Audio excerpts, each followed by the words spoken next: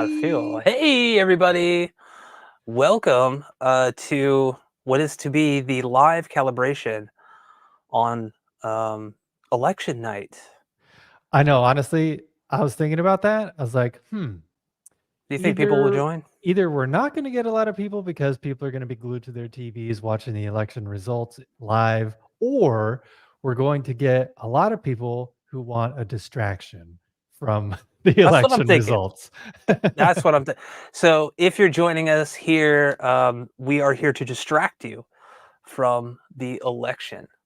And Yeah. also, more importantly, 69 years to go today. November 5th, 1955 was the date time travel was invented.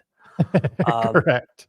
Dr. Emmett Brown was hanging a clock in his bathroom. The porcelain was wet. He slipped and hit his head. And then, yes. Discovered the So, invention of the flux capacitor. flux capacitor. So, yeah, we're coming in hot right away. Dave Schmitz. I don't know. We are calibrating my 7.1.4 system tonight using REW and MultEQ-X. We're not doing a mini DSP thing because this is already going to be pushing 2 hours, I think. Yeah. That would take forever. And it would. Mini DSP, I think we'll do a separate stream. Yeah. So, yeah. And Yeah, Marv brings up a good point. So yeah.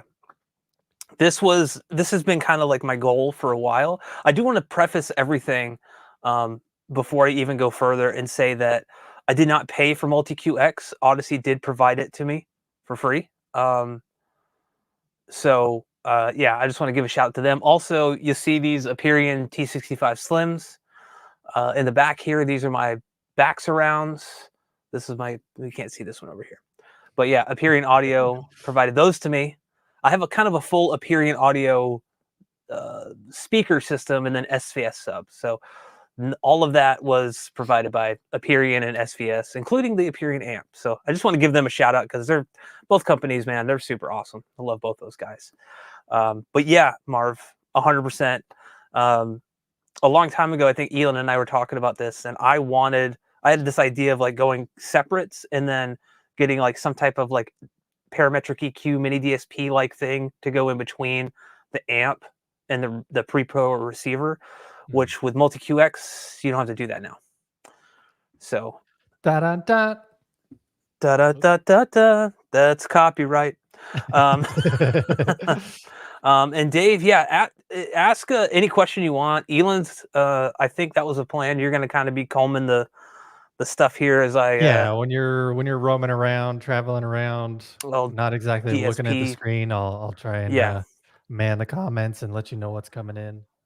Thank you. Anything that happens. I'm going to be looking a lot this way because this is where the TV Right. is. This is where I'm kind of relegated to the back here. We got some things set up here to kind of show you what's going on. I'm going to have to change some things on the receiver, so I'll cut over to this angle here. Let me solo it so people can see. This is just you.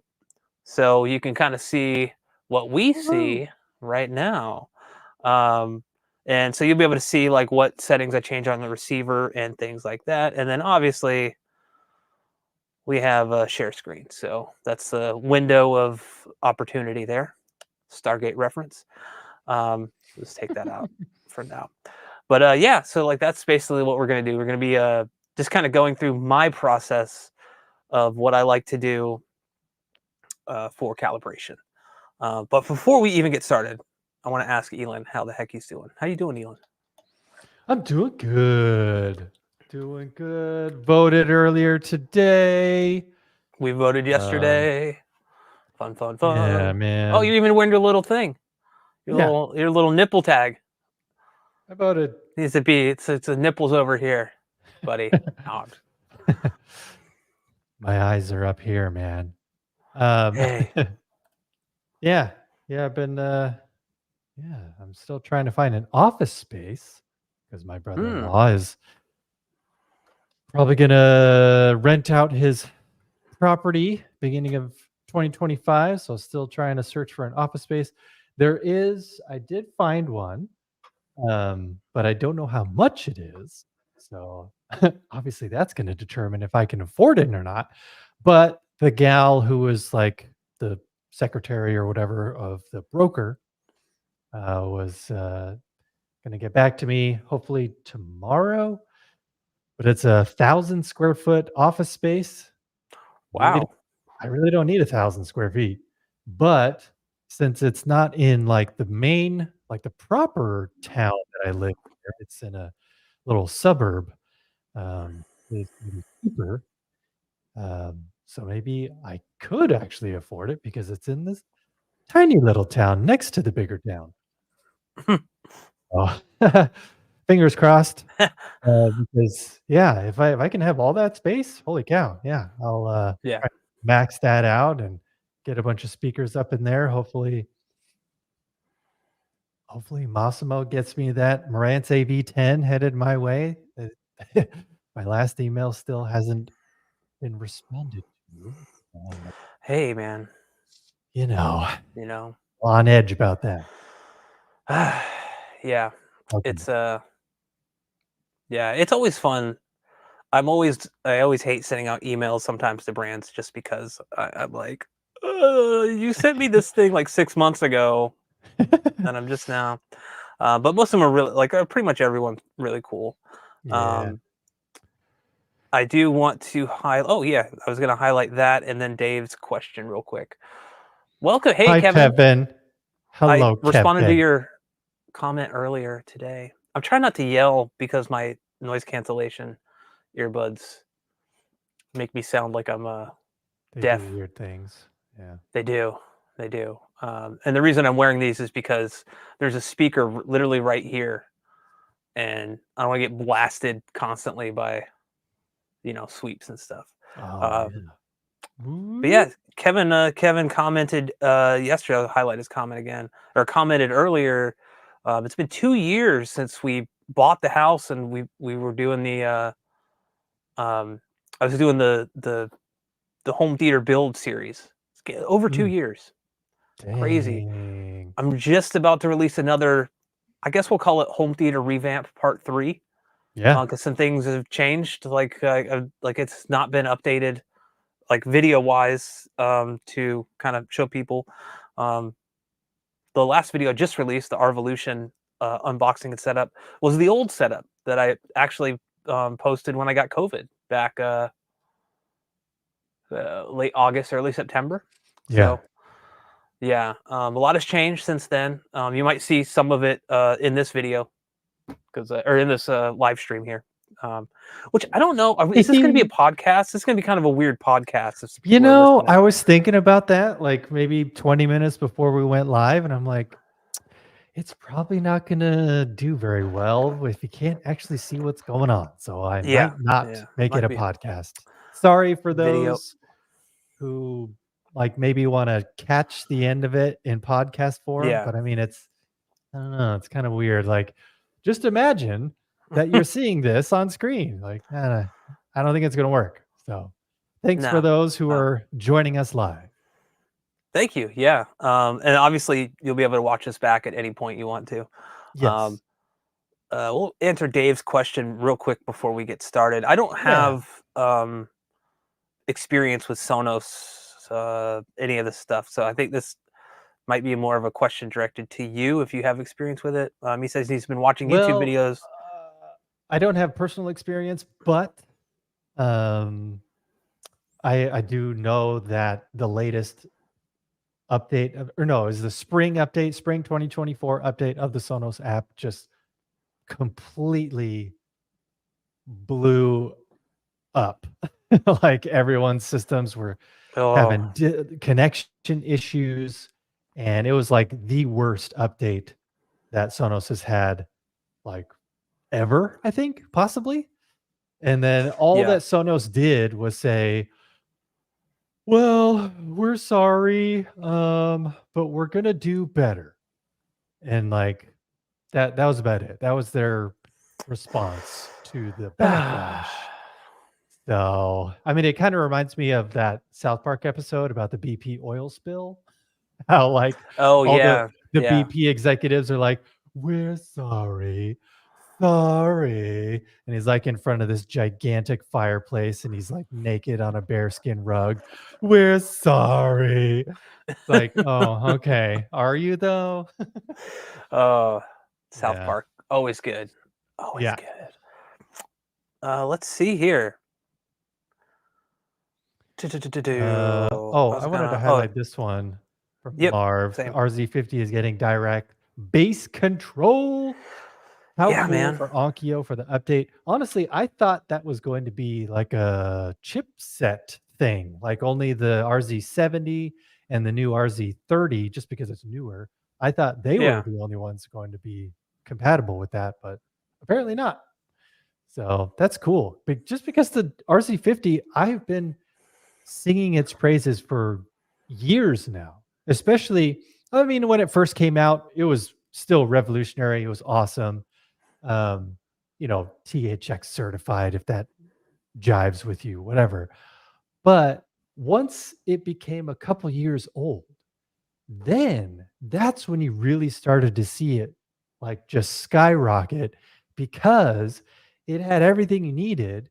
You could get up to a 7.2.4 configuration with the help of an external amp. And, it was on sale for $1,200. And then now, probably, yeah, like 2024, I continue to see it $999. That's like one of the best values you can get considering the power it has and how big of a configuration you can make and just all the bells and whistles it has. HDMI 2.1, 8K video support, all the bells and whistles that a modern AVR has, and yet it's a couple Yeah. years old, and still it's getting updates like direct bass control. So, man, it I mean, really is. It just keeps it's the little engine that could.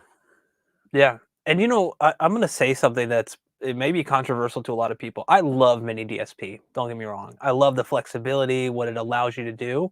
Yeah. But we're getting to a point now with receivers that have 4 sub outs, even receivers that don't. They might just have 2 independent Mhm. sub outs with a bass with subwoofers like the SVS subs that I have. They all have 3 parametric EQs. Mhm. Um, and phase control and polarity controls, you can get things really dialed in without a mini DSP. And then you put MultEQ-X on top of that, or direct bass control, or whatever. Like direct bass control, you really don't need to do that if you have Mhm. 4 sub outs. Yeah. Um, maybe Odyssey won't do any independent sub control. It'll just do. No, maybe it will. I don't know. I've never tried it with that. But Yeah. basically, the need for a mini DSP is kind of like I love mini DSP, but it's kind of like it's not 100% a necessity anymore. Yeah. If you don't mind putting in the time, because you run into issues with mini DSP as well with delays, Mhm. adding additional delay to your subwoofers that cannot be mitigated in your receiver. Whereas if you take that out of the equation, you get better main speaker to subwoofer integration. Um, Right. so it's something I've been thinking about playing around with is taking the mini DSP out, using the parametric EQs and things like the phase controls on the subs like through the app. Might do it. I think I've been thinking about doing a video on that just to be like, Mhm. hey, if you have this, you don't necessarily need a mini DSP, or at least give this a shot before you go spend all that money and time setting up a mini DSP. So Yeah. But in I your love, but case, like, because your AVR only has 2 sub outs, correct. so you need a mini DSP to handle all 4 of your subs. I mean, technically you could do a Y splitter out and you just wouldn't. the Yeah. The problem is you're limited then by distance of Right. pairs. So Mhm. like it's not really ideal in my situation. In a perfect world, having 4 sub outs would be.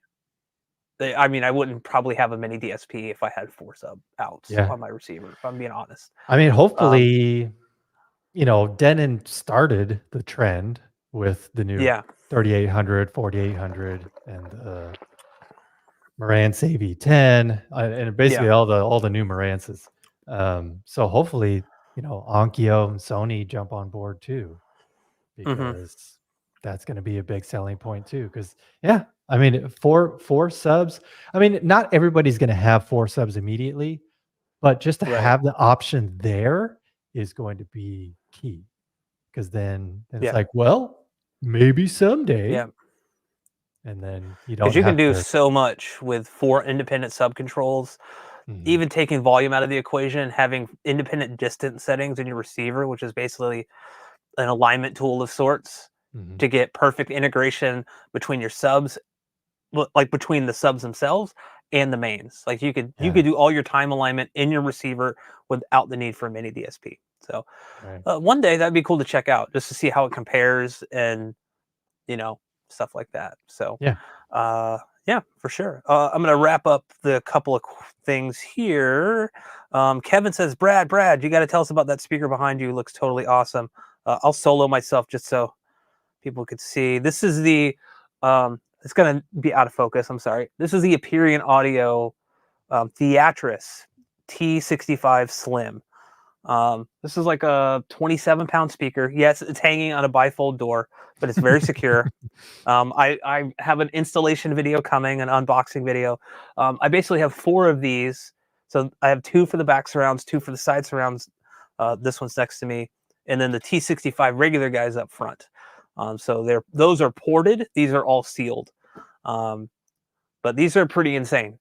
I gotta Yeah. say, especially for the price, which they are not cheap by any means, but But for not around not 11, stupid yeah, expensive. these are around $1,100 each, which I know you're like, oh, that's like 4 of them is, $4,400, but you like, I haven't heard SVS's new speaker, but that's $5,000 a pair. So Mhm. for 4,400, you get 4 of these. That's crazy. And then, hey, if you use my 10% discount code, which I'll leave a link in the comment Yeah, that's below, like $400 y- off. yeah, and I've tested it. There does not seem to be a limit.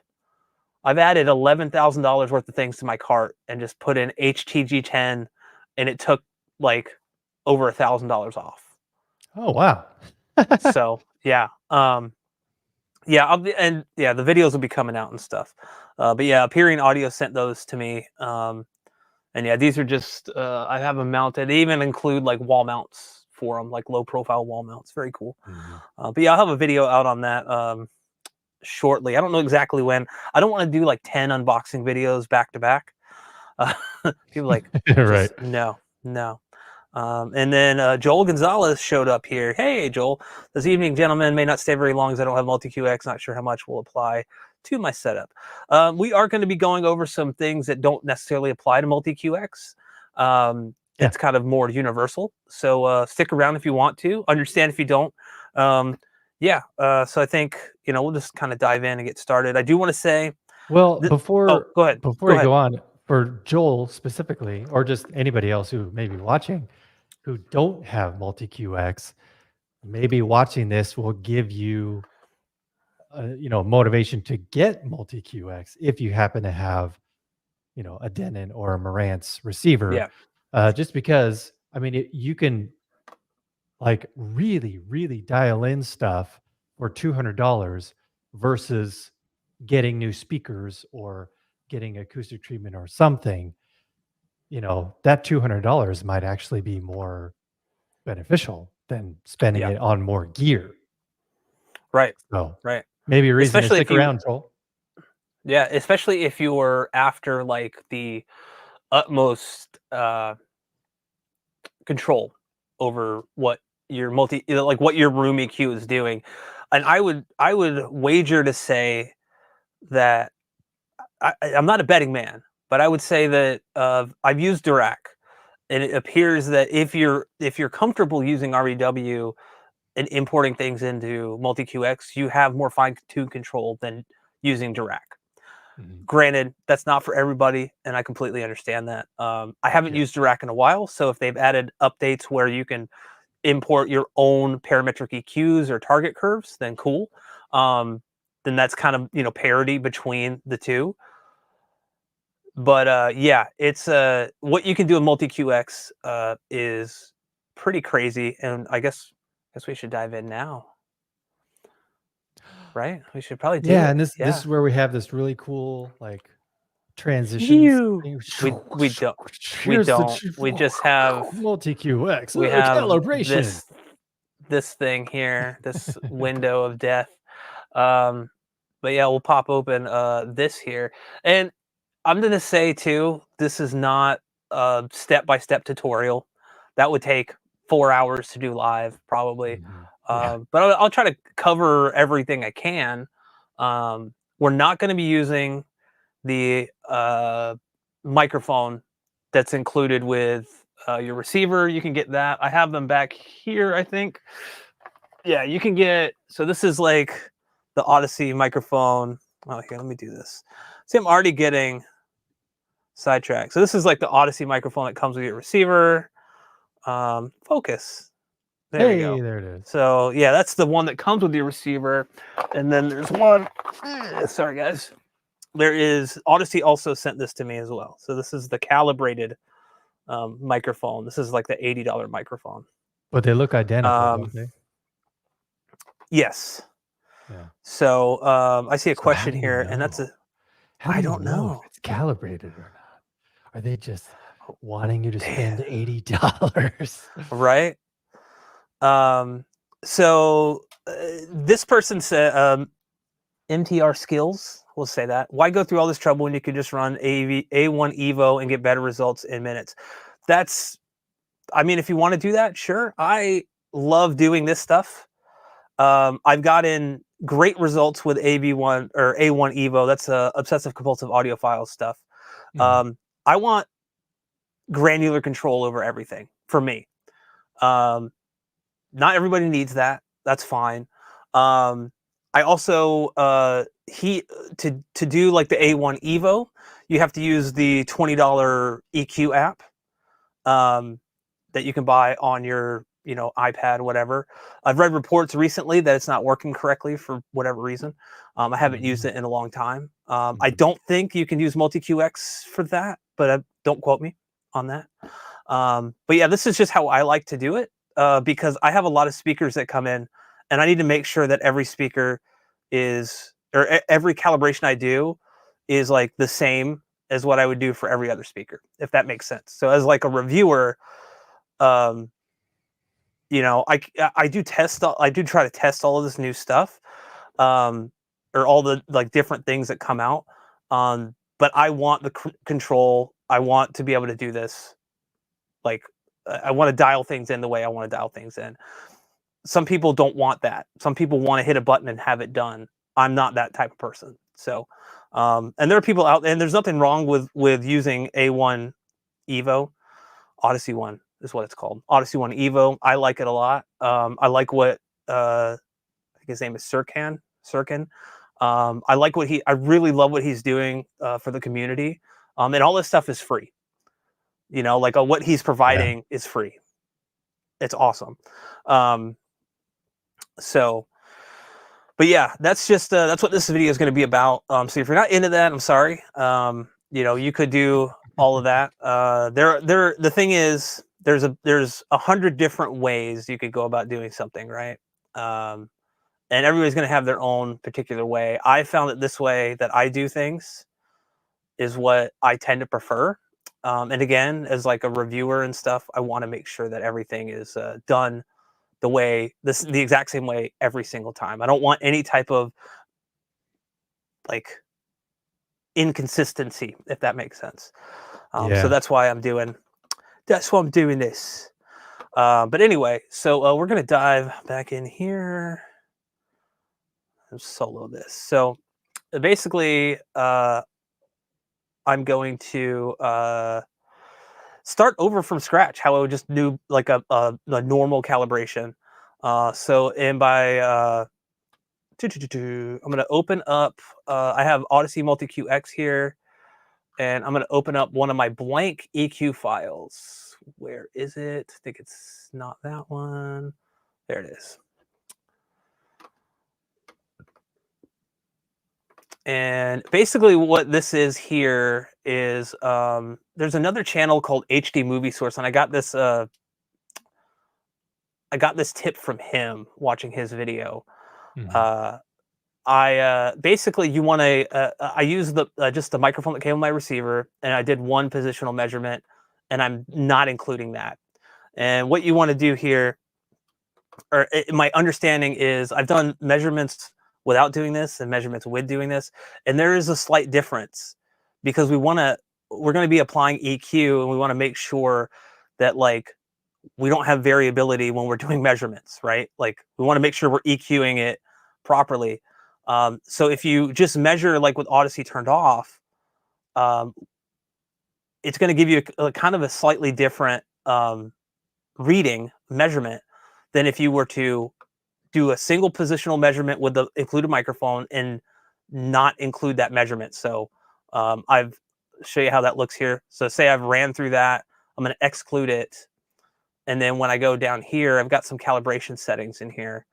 I'm going to click on, I want to make sure, oh, we got to connect our receiver. Don't look at my IP address. No. Right. So basically, when we go to go back to the calibration settings, I have all these typed in here. These are going to change because it's not for whatever reason. So we're going to go in and do a little manual time alignment too. But basically, I'm going to leave it at reference. But this is basically, this is a blank slate. If we look at like the actual filter settings, nothing is being corrected here, right? Mhm. But there's still some filters being applied. So we want to take those filters into account. We're going to get a little warning here saying, hey, it's being weird. This is you don't have enough measurements. They want to take that. I think they want you to take at least 3 if you're using just the microphone that came with your receiver, or you have the calibrated microphone.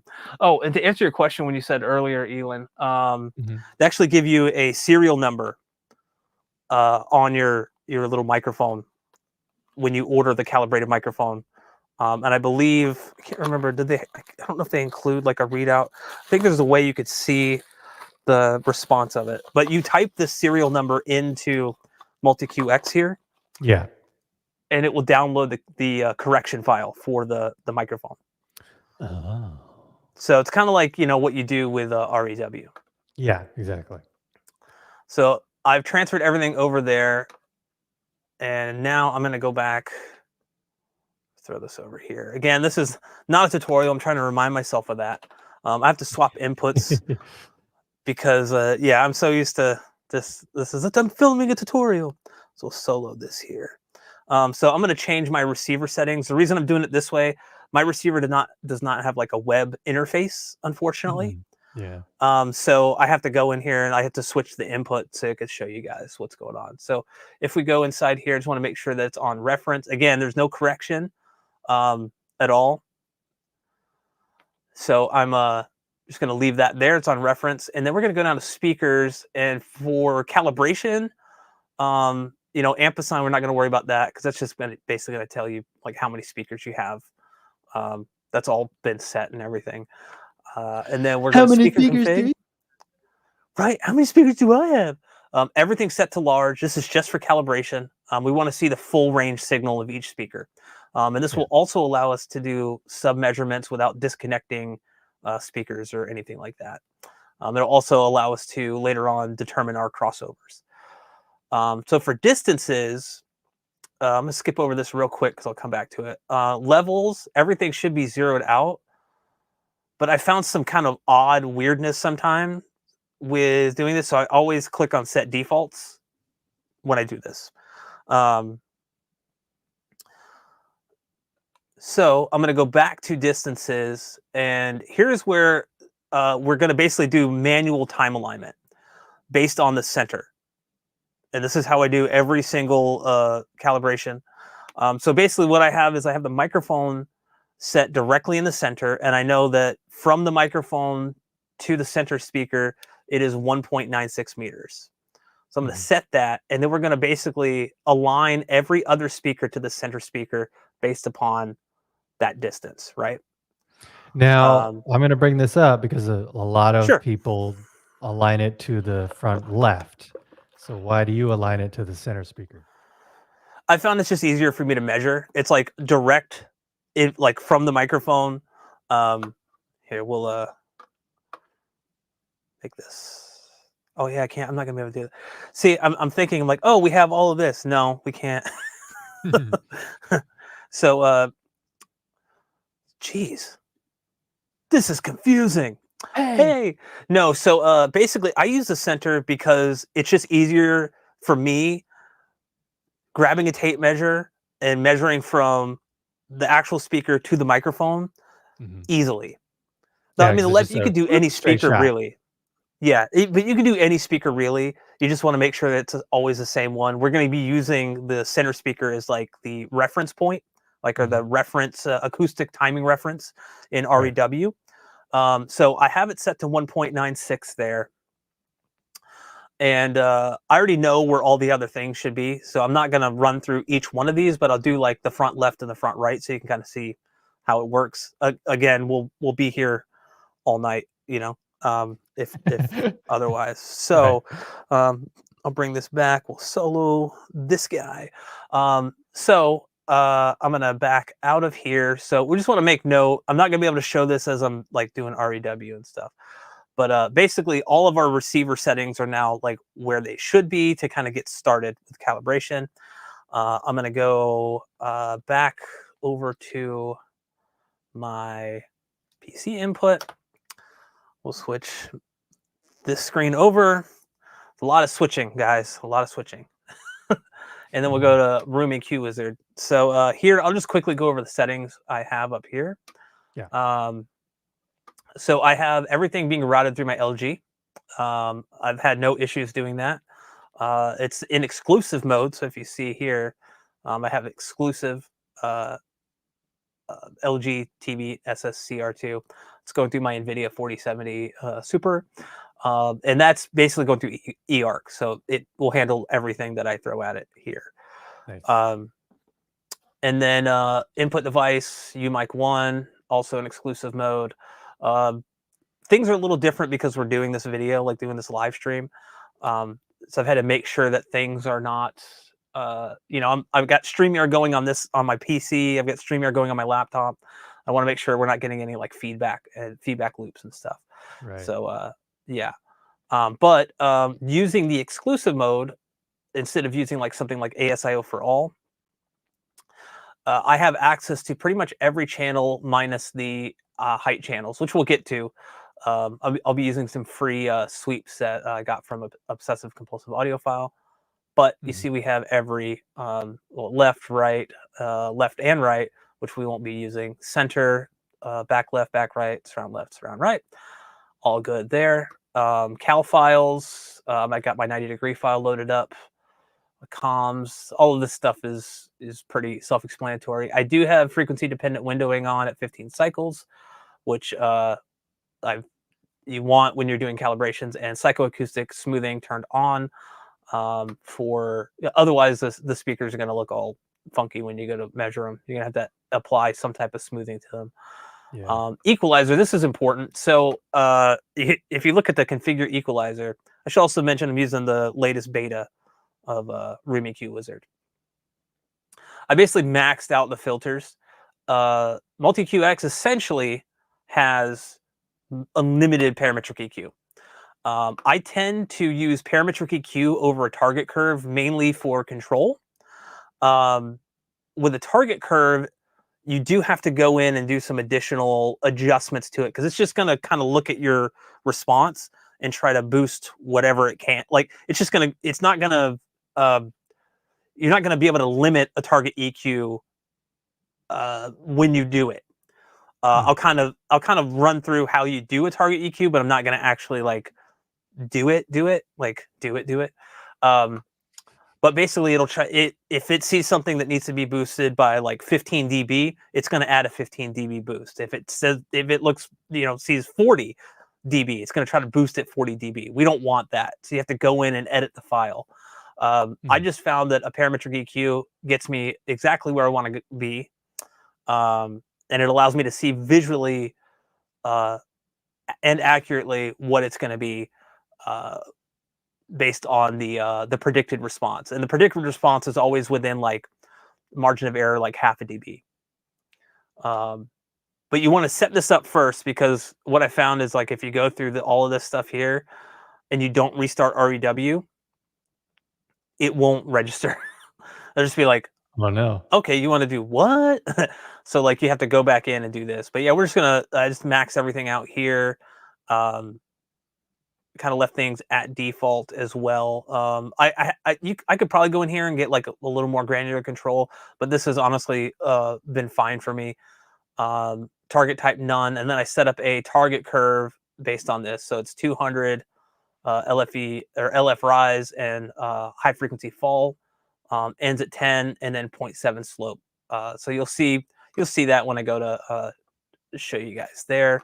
And then I didn't really change much in here. I think I maxed, or I brought the measurements up to 200 or 199. So we'll go ahead and do that, and we'll just restart so you can see what's going on. Beep, beep, beep, beep, beep, beep. Ah, look at it restart. All right. Right, so fast, so fast. So yeah, now basically everything is zeroed out volume-wise. I do volume alignment at the end, so I don't do it right now. It can get a little loud, which is okay, but I'm going to go ahead and do the time alignment of the speakers. So to do that, I'm going to. I always like to do this, and again, this is not ideal because I have the AC on. Otherwise, it's going to get like blistering hot in here if I turn everything off. Yeah. So I'm just going to go ahead and turn. I'm just going to max out my volume to 0 dB. That's where I like to calibrate at. That's my reference point. It's loud. I know.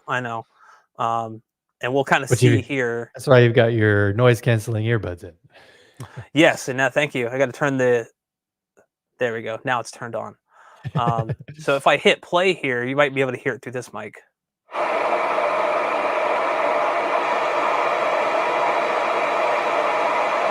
So that's like around 82, 83 dB for the center.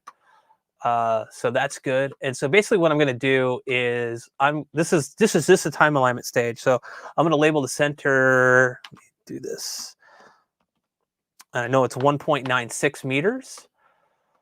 And I'm going to leave it at 0 to 24,000 for the sweep here. I'm going to make sure that it's on single measurement. We'll go over this. This is awesome. The sequential channels, which we'll be using in a little bit. Output. Just a quick thing. Normally you would sweep 20 to 20. Why do you sweep 0 to 24,000?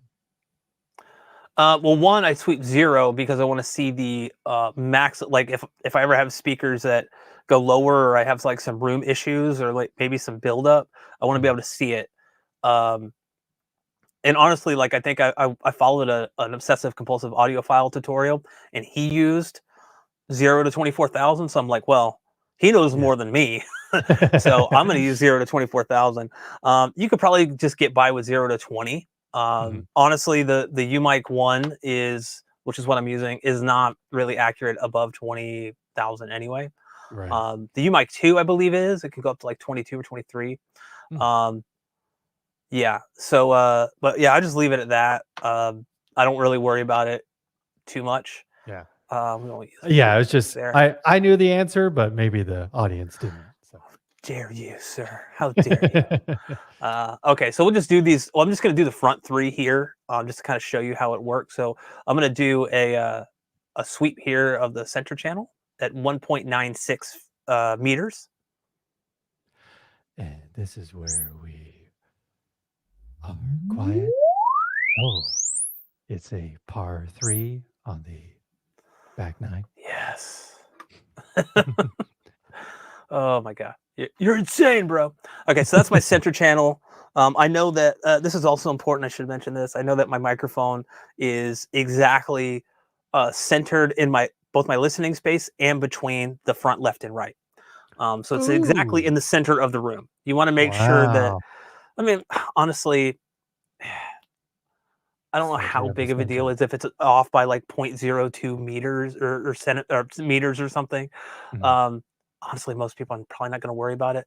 This is more advanced than anything Odyssey will do. What we're doing here, this time alignment will be far more accurate than what Odyssey can do, and even Dirac. Um, Arc, I think, gets it as Arc is pretty much the only one that I'm aware of that will get it like as close as this. You might still need to tweak a little bit. So if And I he is referring to Arc Genesis that is in Arc the Genesis, thank you, sir. Anthem AVRs. Yes, yes. So I'm going to go into my distances here. So my front left currently is set to 1.85 meters. So I'm going to do a measurement with that, and I'm just going to label it 1.85, and we'll change it over to the front left, and we'll do a measurement there.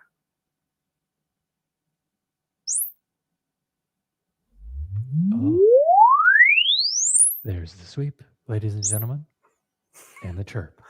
Thank you, thank you. So yeah, you see my center actually has quite a bit more base Oh, than wow.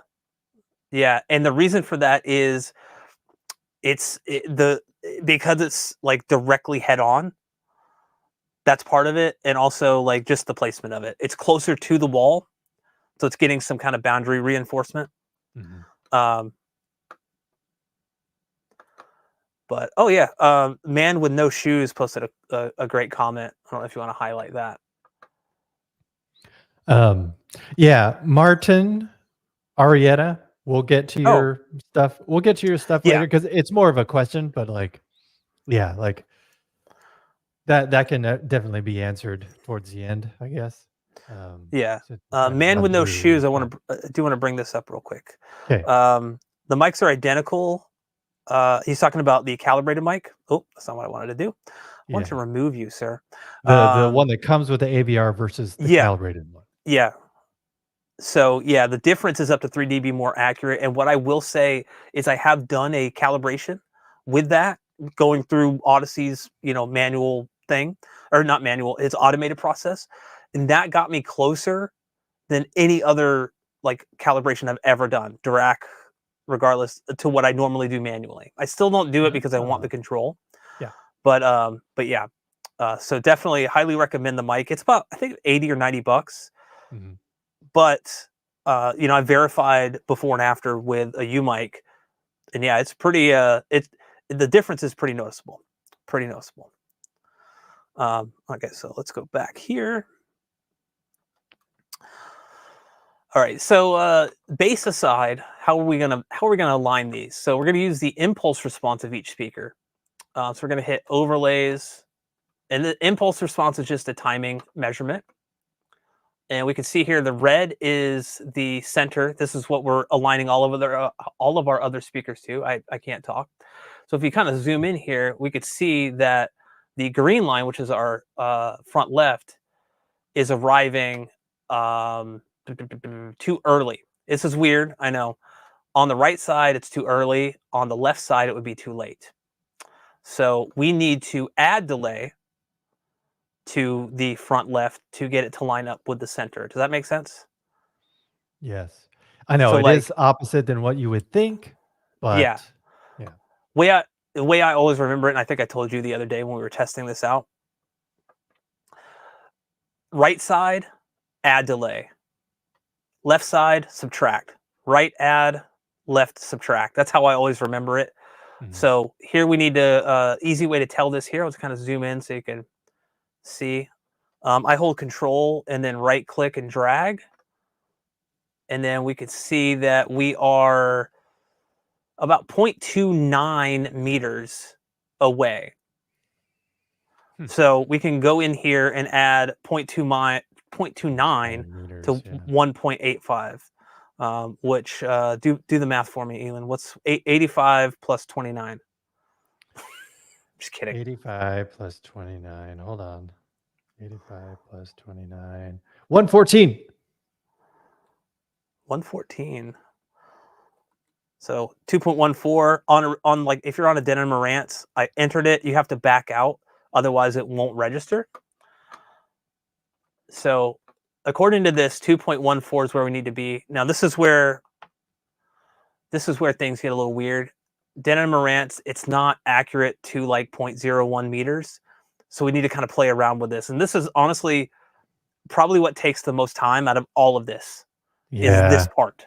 Just because spend the time though and get it right. Yeah. I know. It's So disappointing that they're not as accurate as you would hope they would be.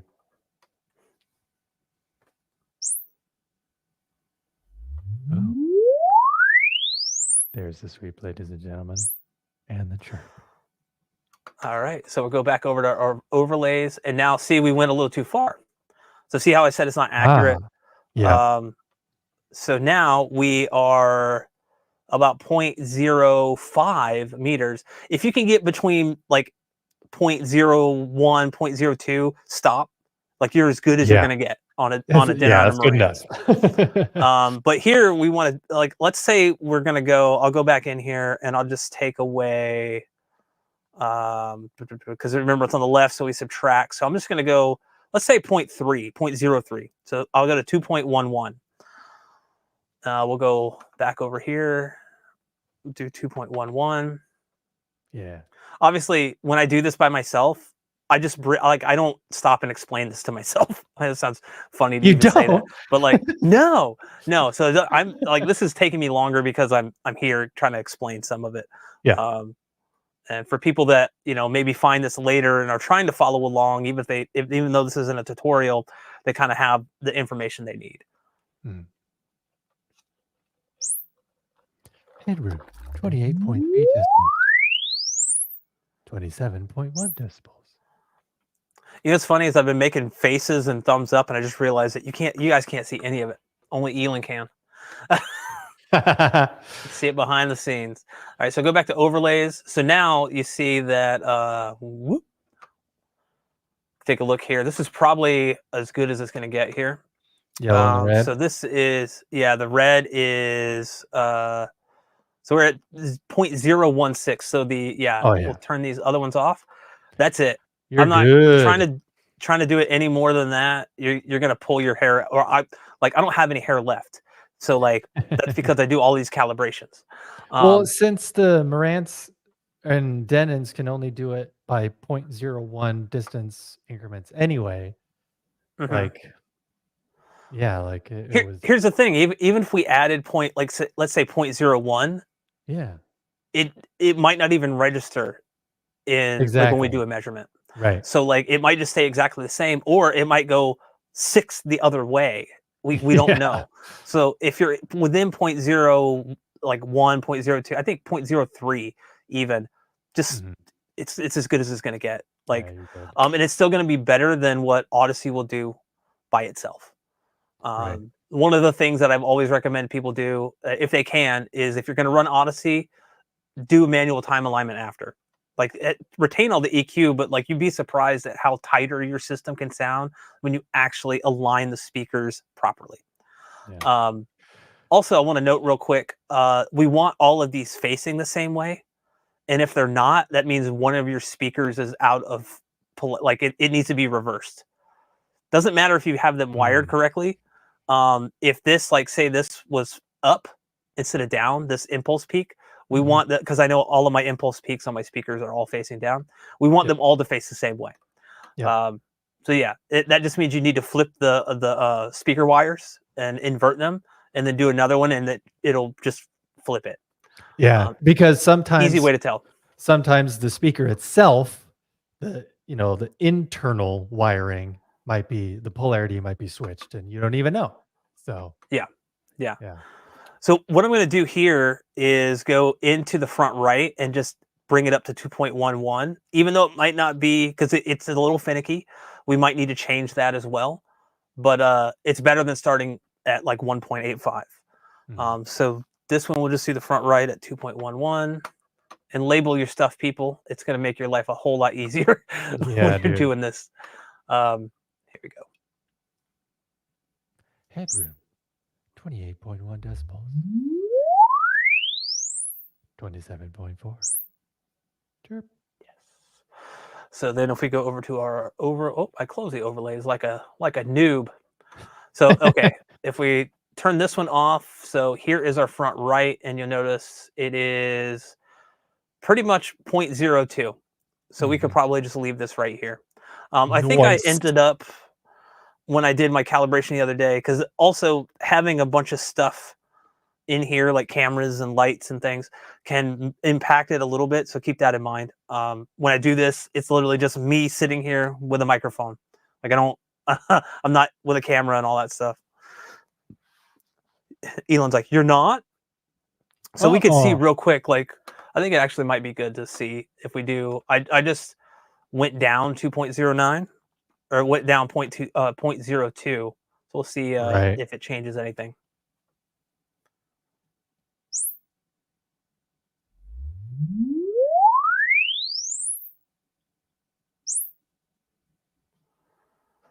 I'll go back to overlays here. And you see that it actually did. So like this was before, and this is the after. Oh wait, no. I mean, it barely changed it. But see what I mean? Like it didn't really change it enough. Yeah, exactly. But I mean, Not much at all. you know, which one is closer? It's kind of splitting hairs at that point. So I'd probably just leave it at 2.11. Yeah. You know? Because then it's the So same as your front left. So, yeah. you know. Yeah. So I'm gonna go through real quick and just change all the distances to what they should be.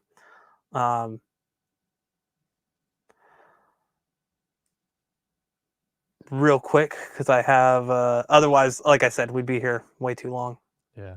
My Just a quick question to the audience. Would you rather have it like this? Would you rather see Brad yeah, gesticulating, or would you rather have it like this? gesticulating, just gesticulating. Like this or like this? Tell Do us. you want to see our shining faces as we're yakking at each other, or do you just want to see the measurements? Anywho, chime in if you want. Chime in. All right, almost done. This is a problem when you have so many speakers. Gotta go through each one. So many. Here's a quick Also, question. yeah, go ahead. The newer Sony ES AVRs, because they are for integrators, they do have a web interface. Yeah. So this whole process would be a little bit easier, would it not? Absolutely. Oh my God, yes. Okay. The one thing I miss about my old X2300W is it had the web interface, like the web GUI. I don't know why the 6300W doesn't. Yeah. It's weird. I don't know why, but yeah, it made it so much easier because you could just type things in instead of having to do everything, manually. Yeah. So yeah, I did change everything over. For the sub, because I'm using a mini DSP, it's kind of hard to get lined up properly. So typically with that, I just max it out in the receiver, and that's about as good as it's gonna get. It's good, it's close, but it's not perfect. Right. So yeah, that is pretty much all of them time aligned. I'm gonna go ahead and delete all these here because we don't need them. I'm also using the latest version of REW-Wizard. I'm gonna make sure these are all selected. So I don't need them anymore. It takes a little getting used to, but once you do, it's pretty awesome. All right, so now the calibration fun begins. Basically, we want to do. I'm not going to do anything super crazy. I'm going to do an average of 3 measurements just to kind of keep things super quick. I was going to do just a single measurement, but I don't think that's like representative of what most people deal with, for calibrations. So basically, I'm going to do 3 positions, and I'm going to do all speakers and the sub at each position at the volume that it's in. So to kind of give you an overview, we'll do this real quick. Kind of give you guys an overview of what we're going to do here. We're going to do position 1, position 2, position 3. We're going to average all of those measurements. We're going to make sure that all the speakers are properly aligned. Like, so when we average them, there's not going to be any dips where there shouldn't be dips. And then we'll EQ that average, and then we'll use the number that REW gives to us to adjust the volume. So the volume average will actually be an average of all three. So like wherever you're sitting, it's going to be relatively like the level volume across all speakers and the sub. And that's the way I like to do it, because I want to make sure that like it's a good experience at any seat. And before I would do a volume align just based on the center, like just the center position. And I found that doing it this way actually gives me more consistent results, and it sounds better in the left and the right seat, because I don't have anything right in the center of the room. Right. I don't have a seat in the center. So yeah. So I just want to mention that. Go here. Oh, I got a text from somebody. I know, that's the thing about having an even number of seats, whether that be 2 seats, 4 seats, 6. Yeah. Yeah. So something to consider for those who have an even number of seats is do what Brad's doing. Take an average. Take an average.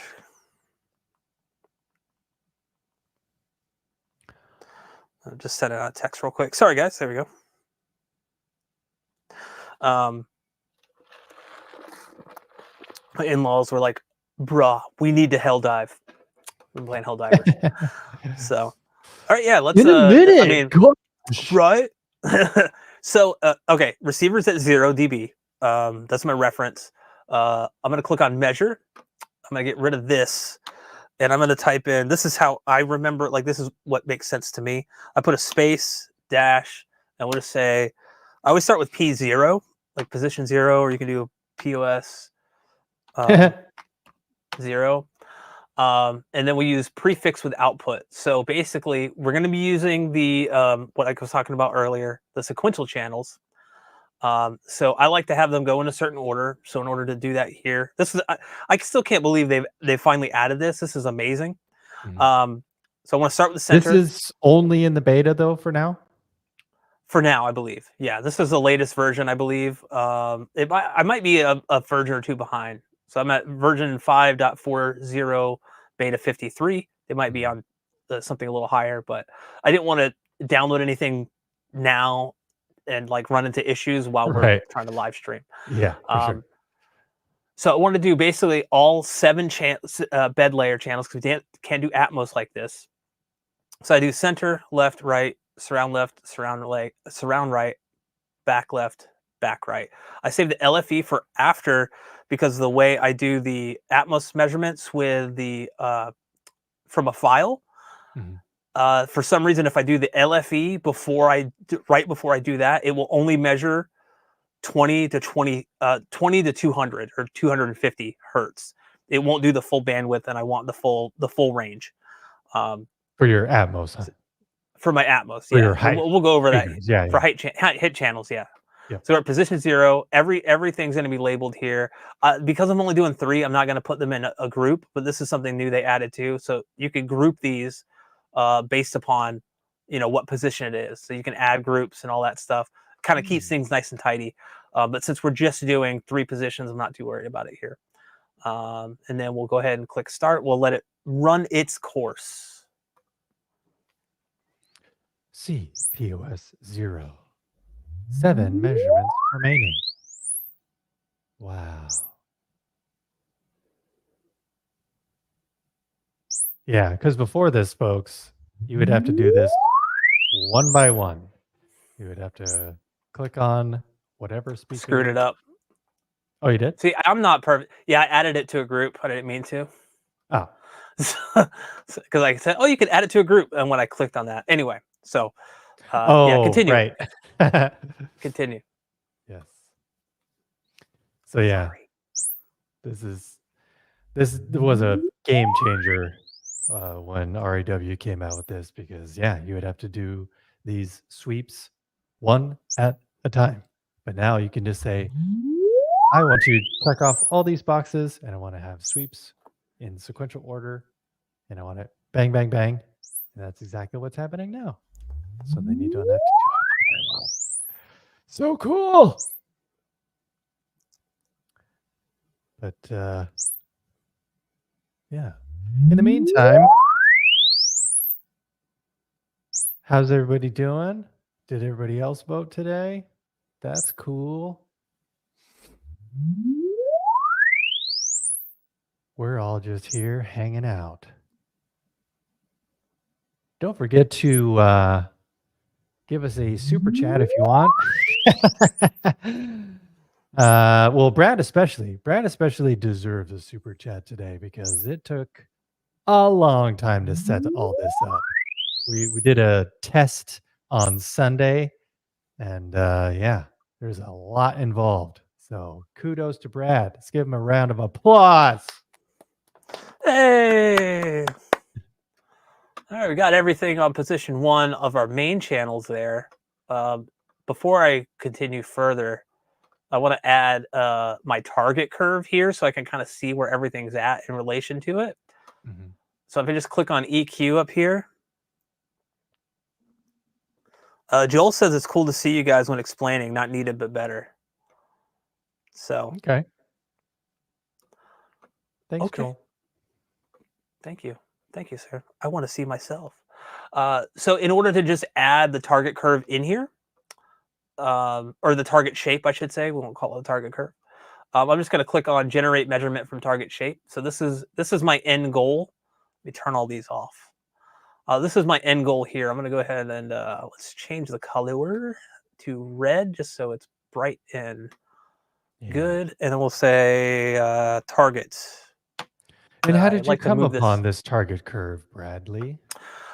This is something that OCA, also obsessive compulsive audiophile, uses. For a while I had really messed around with like boosting bass by like, I would have like the speakers at flat at 75 dB. And then I would have the bass starting at around 100 or so, kind of gradually, not even gradually. It's probably between like 80 to 100. It would go up, and so like speakers are at 75 dB, bass would be 85. Ooh. So it's like a 10 dB increase, right? And I just found over the years I started turning the bass down more and more because I was like, it's just too much. Yeah. Like I like the stuff when it hits. I like to feel it, but I don't necessarily want to feel it when like I want clarity in there, and I was losing clarity because it was just so much. And so I kind of stumbled upon, very like it could be boomy a lot. It was great for music though. The music, listening to music was great. But otherwise for like movies and stuff, like some movies, I'm just like, this is just too much.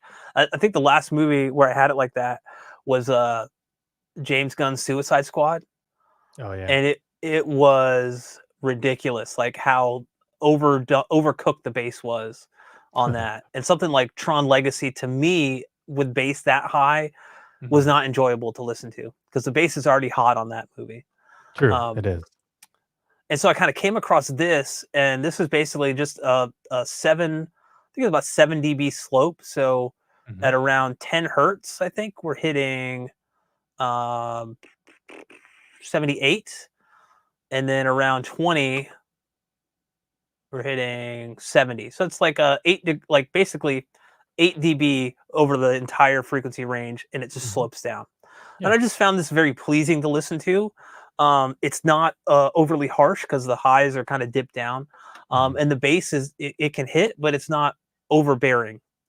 And so I've just kind of been sticking with this. And I know that some people say that your room, there's a specific target curve for your room. I mean, maybe. I haven't really had much luck with Magic Beans to say for sure, but I tend to listen to this because it just sounds good with everything: music, movies, whatnot. So yeah, here we have our SPL here on the right, and then our frequencies on the left. So you can kind of see how high. We'll kind of bring this down a little bit so it's a little easier to digest. So you can see how much higher this stuff is than the line. So we're definitely gonna have to reduce our channel volume at the end for sure. However, this is also like, these speakers are very efficient. So they're like I think they're 94, 95 dB. Yeah. Really So yeah, efficient. they're very, very efficient. So, and they also have like a max SPL of like 121 or 122 dB, which is crazy. Mhm. Um, so, but yeah, this is my favorite. Like probably Joel, this is my favorite target curve I've ever used. Um, yeah, even my wife, she'll tell me sometimes like before that bass was just like too much. Yeah. And we both like bass, but like I'm not. I don't think I'd classify myself as a bass head. Like I want a balance. I want like Mhm. highs, mids, and lows. Like I want it all, represented like accurately. Yeah. Um, so yeah, we've measured all of the first position. We're going to measure the Atmos speakers now, and to do that, I got some free. I'll leave a link in the description after the video, maybe tomorrow, um, where you could get these files, like to his video. They're free. They don't cost anything. I've been using these for a while. So on my desktop here, blah blah blah blah. Where is it? Oh, it's right here. So I have these basically these sweep files, and I'm only going to use these top front left, top front right, top rear left, top rear right. Um, this is like a full thing. So if you have a full thing, what does that mean? So if you I can't remember the channel count, but if you have front wides, there's stuff in here for that. Mhm. Um, Middle so like heights? yeah, middle heights as well. So if you Okay. have those, you have everything you need here. But I'm Nice. only going to be focusing on the top, like the height channels. Mhm. But what I want to do first is what I've noticed is on my receiver. This may be different for yours. Uh, when it kicks over to Atmos, I've made sure that everything is turned off in the receiver. Like I don't have dynamic range control or compression or anything like that turned on. It's a little louder with these sweep files than uh, like these patterns. So what I mean by that is if I bring up, like let's say the center channel, I'm going to pause it right here, and this is how we do the measurement anyway. So we'll kind of go in here, but this is just so I'm verifying how loud these patterns are. I'm going to click on from file here instead of from REW. I'm going to link to, there's a blank sweep file in that folder that you can get from obsessive compulsive audio file. And we'll just Mhm. open it up, and I'll just label this C verify. And this is, we're just verifying the volume. So I want to see the volume. If there's any volume difference, I want to Yeah. account for that when I'm doing these measurements, right? Right. So I'm going to hit start. And the great thing with this is it's just going to wait for the chirp from this file, Mhm. the sweep file. So I'm going to hit start, and then we'll go from there. And I could talk until I get to where I want to go.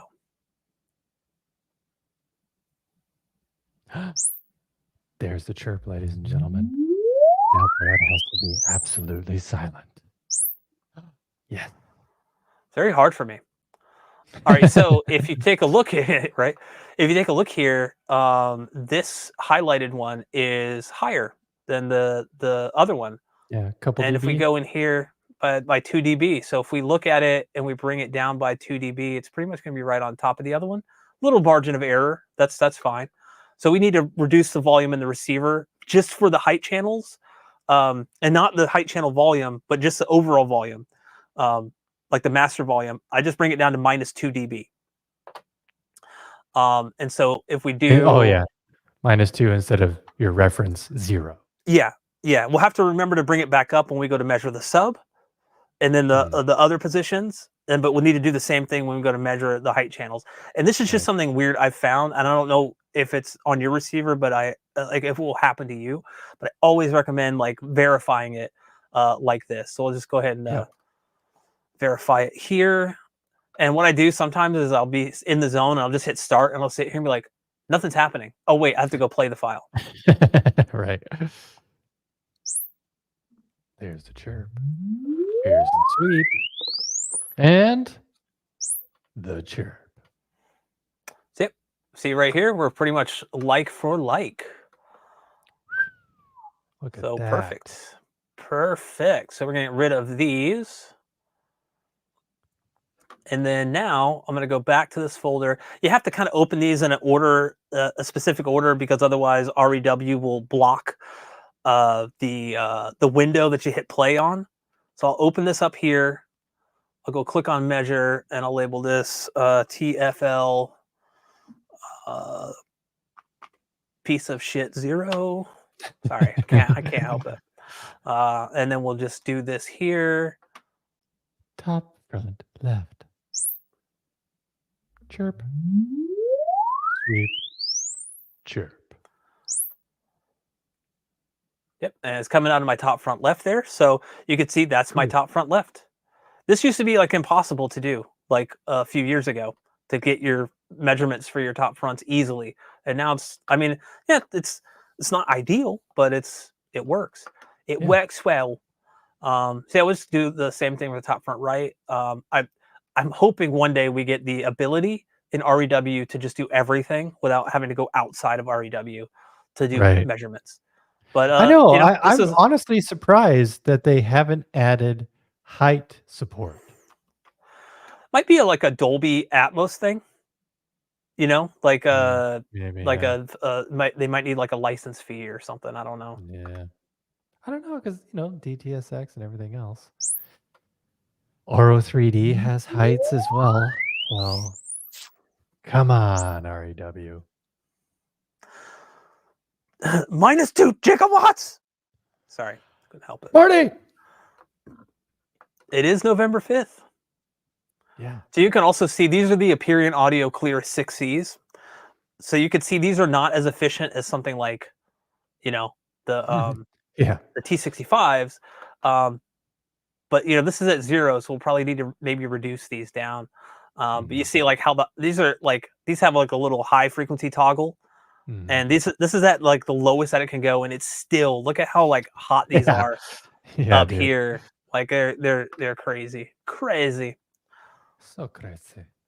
Top rear left. See, I just kind of, once you do this a few times, it's relatively like straightforward and simple. You kind of get in the zone. And now if you have a ton of positions, then it does suck having to do these manually. But once you have them, unless you swap something out.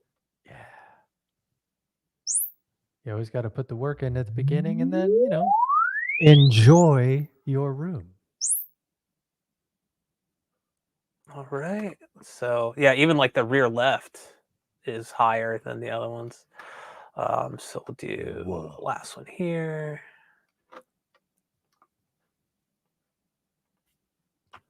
Label.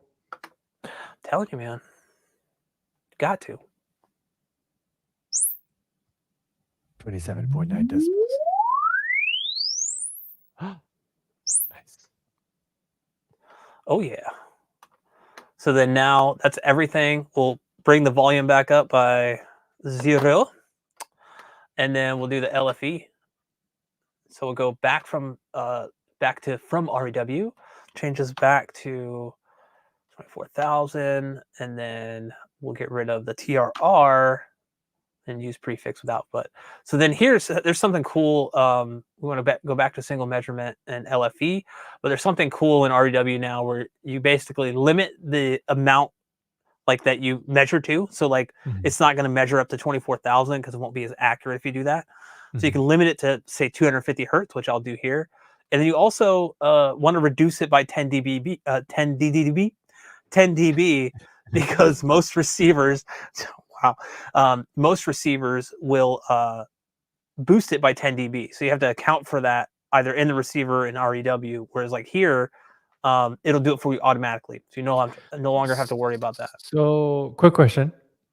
In the part where you specify 0 hertz to 24,000, why wouldn't you put that to 0 to 250 hertz? Because then you'd have to change it back to 24,000 when you go to measure the speaker. This way, every time you go to measure the LFE, it will always apply that regardless of what it's at here. So if it's at, like, say, 15,000 for some reason, this is just so you don't have to keep adjusting these manually back and forth. Does that make sense? Yeah, because I've been there where I forget to change it back and I'm like, yeah. It's Yeah, I've done stuff before where I forget to change the volume back, and I'll measure the sub, and I'm like, why is it like 2 dB? Oh, and I'll just have that real. So, like, Yeah. the thing is, like, I enjoy this. I don't know like why.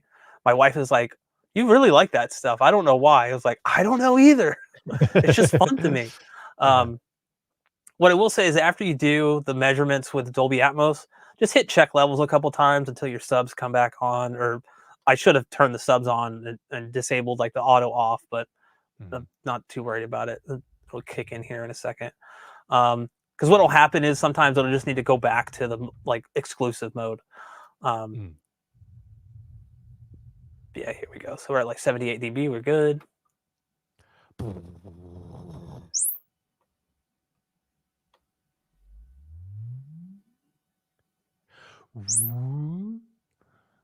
Yeah, there we go. So you can see. And what I always do with the sub is I turn the smoothing off. Typically, you don't want smoothing for the sub. So you can kind of see. This doesn't really matter up here because I typically cross everything over around 80, between 80 and 100. So not too shabby there. But yeah, that's everything. So if I hold like 0, that's a lot of measurements. So that's the first position, right? Right. And that didn't work that time. Oh, there we go. So now we just move on to position 2, which would actually be position 1. We'll go back to sequential channels. I just always like to hit C there. I'm gonna go move the mic in here. I'll try to. So the mic was in the mic was in the center of the center. Yeah, I'll try to move the Pocket 3 so you could see where it's going. Yeah. I gotta move. I gotta move. And how is it a very minute difference that you are changing it to? No, I mean you want to keep it within like 2 feet. Let's see if I can do this here. Yeah. Okay, so you see where the mic is now. Yep. So it's there. So basically I'm going to measure this. This is my seat. And then I'll measure that one. So I'm just going to move it over. I have like a little heavy laptop bag here with stuff in it. Whoop. I just put it at the end so it like won't move. And then we'll put it here. So I'm kind of just putting it right in the center of where my head typically is. Again, it doesn't have to be super perfect, but you know, whatever. Here, we can leave it there. That way you get a nice cool angle. What? Wow. Technology. You know, it's crazy when you think about this, but like this kind of stuff. Hi, Brad. This kind of stuff, like what we're doing here, would not be possible like 5 years ago. We wouldn't be live streaming this easily. Yeah. We wouldn't be. Yeah, it's crazy. Yeah, so here we'll just put it. Well, we can go like that. Here we go. Whoa. We have a guest here. It's a UMic 1. Say hello. Hello. So yeah, this is just position 1. So we're just going to basically do the same thing.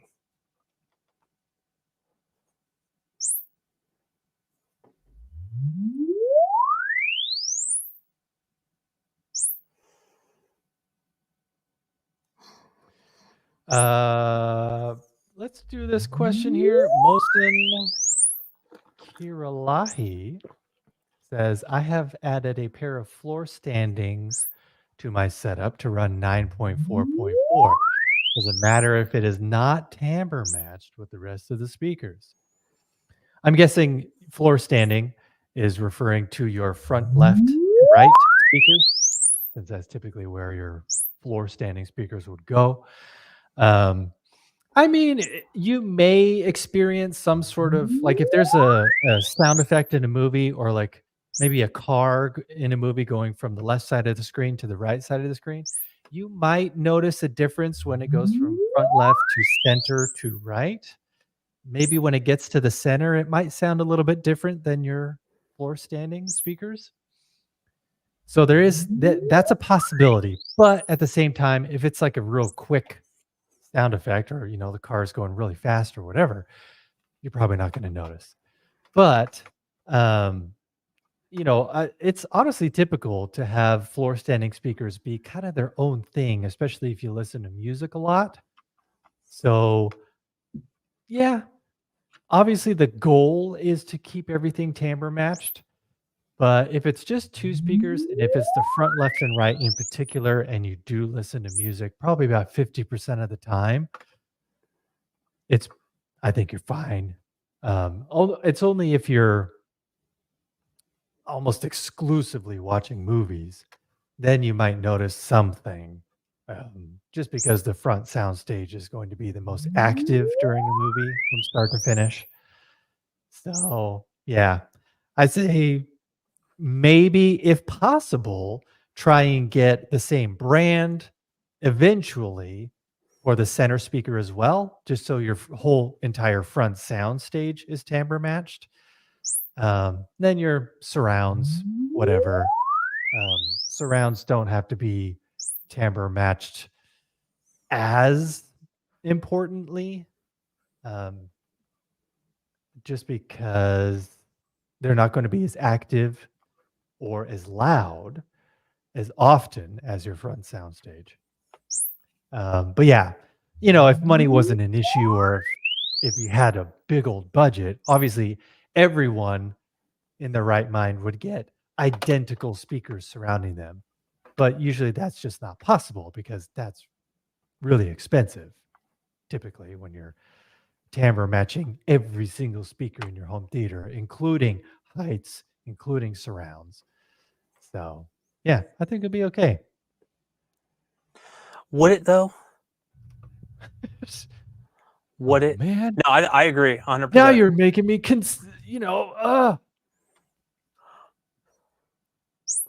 All right. Oops, where'd that go? Do, do, do, do, do, do. There we go. Okay. Dude, here. I want to. So Mike brings up a good point here. We'll just do a quick little measurement at the full just to compare the LFE, keeping it at 24,000. Let's see. So if we just did 0 to 24,000.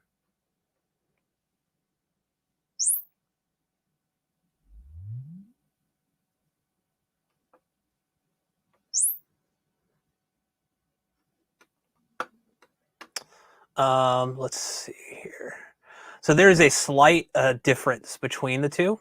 Here, let's turn off smoothing. Not massive, and not really, honestly, enough to even. You also see like the warning that I got, like distortion volume is very high. It's because it's trying to measure stuff that's not really being played back. Like if we look down here, Right. yeah, it's like all that stuff. It's like, Blah, blah, blah, yeah, blah, blah. I just started doing that, Mike, just doing like the 250 hertz thing, and I've kind of never looked back. Honestly, I mean, we're looking at like, let's zoom in really far here. So this is not even a full dB difference, not even, maybe a little over half, maybe. And that's and this is the 80 hertz range here. So which is more accurate? I don't know. I'm not sure. But I mean, honestly, if it's not even a decibel difference, Yeah. it doesn't make a difference. There may be other factors, but most of the time, because in audio engineering school, I was told that your brain doesn't even perceive a difference in volume until it's 3 decibels difference. Right. So, that. And what is it? Was it 3 decibels requires double the amplifier power? That Right. like if you have it at like, let's say minus 20, and you go up to like, you boost it 3 dB, it has to use twice the amplifier power that it would need to at 20. Is that right? I believe that's correct. Okay. But yeah, doing since it wasn't even a decibel, you can continue to do just 0 to 250. You should be fine. Yeah. All right, so I'm going to measure. That was the second position. I'm going to measure this one right here, and then we'll we'll get to the fun stuff. Get to the fun stuff. You can see me get up and struggle. Yeah. Joel says yes. Double the power for a 3 decibel difference. So let's go. Now you're going to move it to the other chair? Yeah, look. Oh, man. Look at this. Oh, golly. Gee golly willikers. Again, this is not ideal because I don't have like, you know, I normally don't have all of this stuff over here, like the camera. Yeah. If I turn it the other way, you can see like camera, lights, all that fun stuff. Right.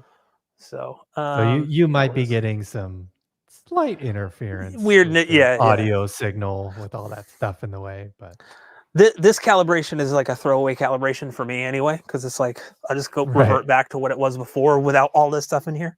Yeah. Which is great. What I love about about MultEQ-X is you could have like you could save as many versions of something as you want. And we're not going to go through it in this video. Hold on, my mic is. I hate when my mic goes down into my shirt. Help. Your special guest has been quiet. A little camera shot. I had a moment. It's like Elon's been talking. What are you talking about? No. So here we're gonna just do run through this again. Sequential channels. Yeah. This is then we'll move on. Sequential channels. 7 measurements remaining. Oh. What are your thoughts on feeding wildlife?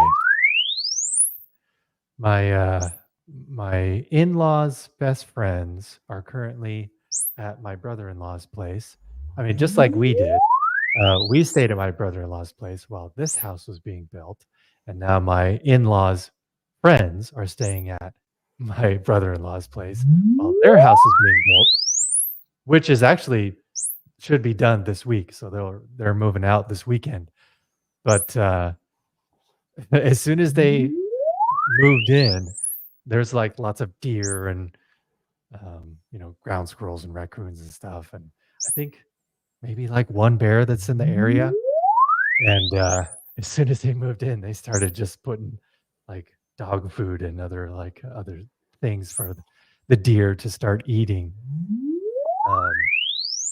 We never did that. So we never got as much deer just kind of hanging out as they are. But I don't know. What are your thoughts on feeding wildlife? I figure, just let nature take its course and have them feed on the natural stuff that's, lying around instead of feeding them. I mean, at least they're not like feeding them people food. At least it's some sort of food that is not going to be super bad for deer. I have a soft spot for like cats and stuff, but like deer, I don't know. I don't know if I'd feed that. Yeah. Feed deer. Yeah. I mean, granted, they do have a lot of bucks that come by, a lot of does with their little deer children following along. So it is kind of cool. They've taken a lot of pictures and they have a trail cam where they snap a lot of photos of them at night. They've gotten a lot of bucks, like fighting over the food and stuff. So that's been kind of entertaining. So the entertainment value is there because otherwise you wouldn't see deer nearly as much. So, this is true. I don't know. Kind of interesting. I labeled that last one TGR instead of TFR. TGRF. Thank goodness. Real Fridays. Man, that was bad. Get it together, Elon. You can do better than that. Get it together, man. Get it together. Oh. Is that Atmos number 4 already? It is, yeah. I need to Look change at these you headphones. Hold on. go. Give Look at me Brad. 1 second. Go. Alligator 1. Oh no, did they run out of battery power? Low battery. Whoa, look at those backups. I know, man. Okay, I just want to make sure I'm still coming through this and not my AirPods. Correct. You are. Since we're kind of done with most measurements, these do not go in here. I'm switching over to these because those get a little. These are great. These are little jobber dealios, but Yeah. a little uncomfortable if you wear them for a long time. There you go. Well, that's weird. Right. Okay, so that was that. We got to do the LFE, the last LFE measurement here. Yeah. And is that all 4 of your subs playing simultaneously? Yep. Yep. So, and you see that, like, if you look at the actual frequency response, it's like going through the mini DSP already time aligned. Although we can use MultEQ-X to kind of get things a little, because we're measuring like all 3 seats, right? We're taking an average. So there might be something that we might need to kind of maybe adjust by a dB or 2, and like we'll let REW, or I mean, we can generate EQ files just for that. So like I don't do that with the mini DSP, but we can do that here. Or you could just leave it. Yeah. I mean, you don't have to do this at all, but you're doing it anyway. I know. This is because I am like I have for all our adoring fans. Yeah. So no smoothing. So yeah, if you look, we'll clear all of these selections and just have the target up.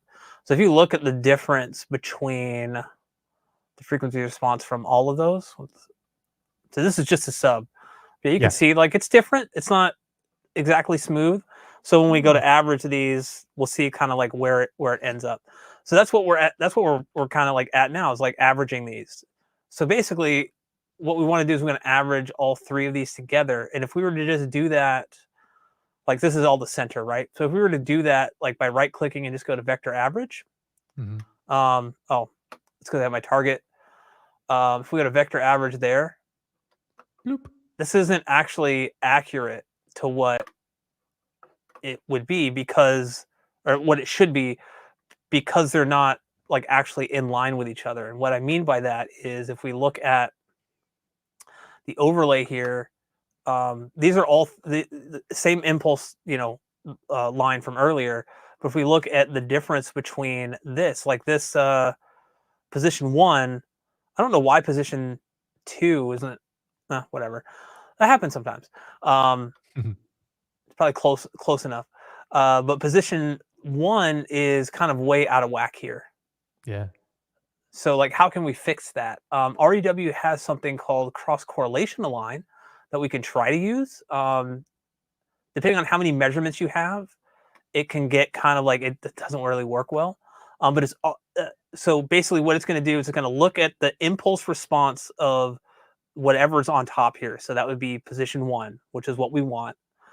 And then it's going to try to align these 2 based on like the impulse response of these 2 based on that first position. So if I do this here, and we'll bring up the overlays. Well, come on. I'm trying to do this in a very enclosed area. So if I go here, I have these 3 selected. I right click and I do cross correlation align. Watch the impulse stuff on the right side. Nothing happened. Oh wait, see, now it changed. Right. But see, it kind of threw things out of whack a little bit. Yeah. Like, why did it change this one? Like, so this is, where is it? There we go. We undo T. Yeah, there we go. So basically, if you run into that issue, which I'm just going to do it manually here because we just have 3 positions, it's not going to take super long. You can do it. You can do it manually. It's actually really simple. It's just a little more tedious. if we go up here to the alignment tool, basically we'll select the center position 0. And I'm just going to like click down here and drag over to kind of make this bigger. This is I have my impulse alignment up here. I'm going to go and select the second position. So position 1. And I'm just going to use this and the arrow keys to kind of get it right there. I'll do Ooh. I know that, right? It's super exciting. So I'll do an aligned copy, and then I'll do the same thing for the third position. So position 2, and that's pretty much on the money. So I'll do another aligned copy, and then I close out of there, and then basically want to make sure that the only things selected are the ones that I want to average. So now if we look, if you remember before how they were kind of out of whack, everything is aligned right here. Wow. Right. So now if I do a vector average, check this out. So that is, we'll call this CO. I don't know why obsessive compulsive audiophile uses that, and I've started using it. It's just an easy way to look. Oh, that's averaged. If we deselect those and we just average the ones that are not aligned and clear these selections. Oh, it's going to be down here. So there is the aligned, or there is the average one that was not aligned, and here's the aligned one. So you see there's that big bump here. Whoa. That we would have tried to EQ, and we don't need to do that. Yeah. So that's not actually like reflective, of what, like this is reflective of like the actual response across all three. This is not, because this is not taking into account the time difference of the microphone being in a different spot. So yeah, like basically now all we have to do, let me get boop. Get rid of those. Get rid of it.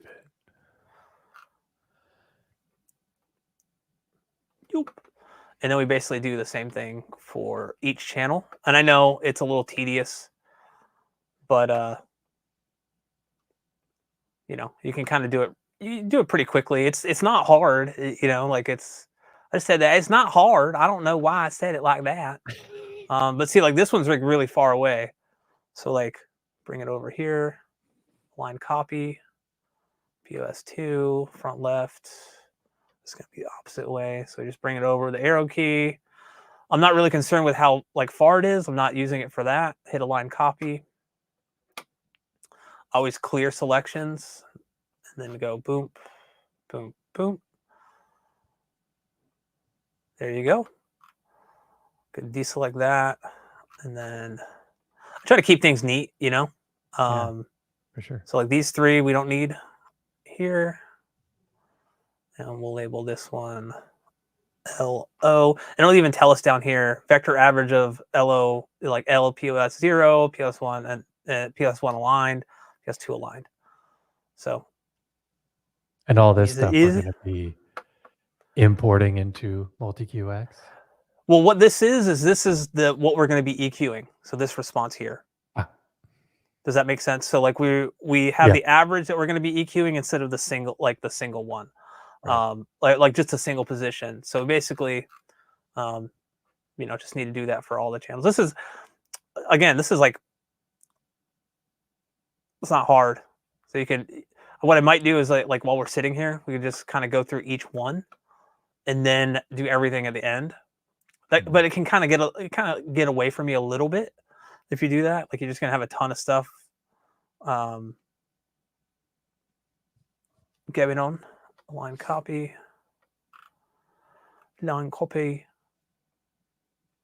I just like the word POS2.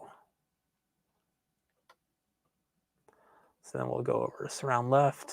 Just I'm gonna do position 1. And you could do an aligned copy of position 0, but like you don't need to. It's like all you have to do is make sure it's selected. Surround left, POS2.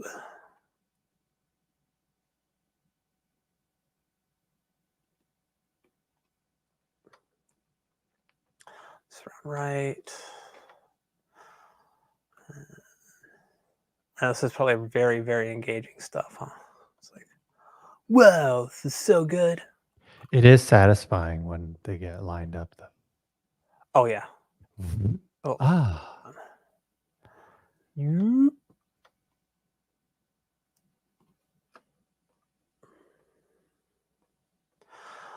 So yeah, if you guys are like, you're like watching a tutorial and you go, oh, like my cross correlation align is not working.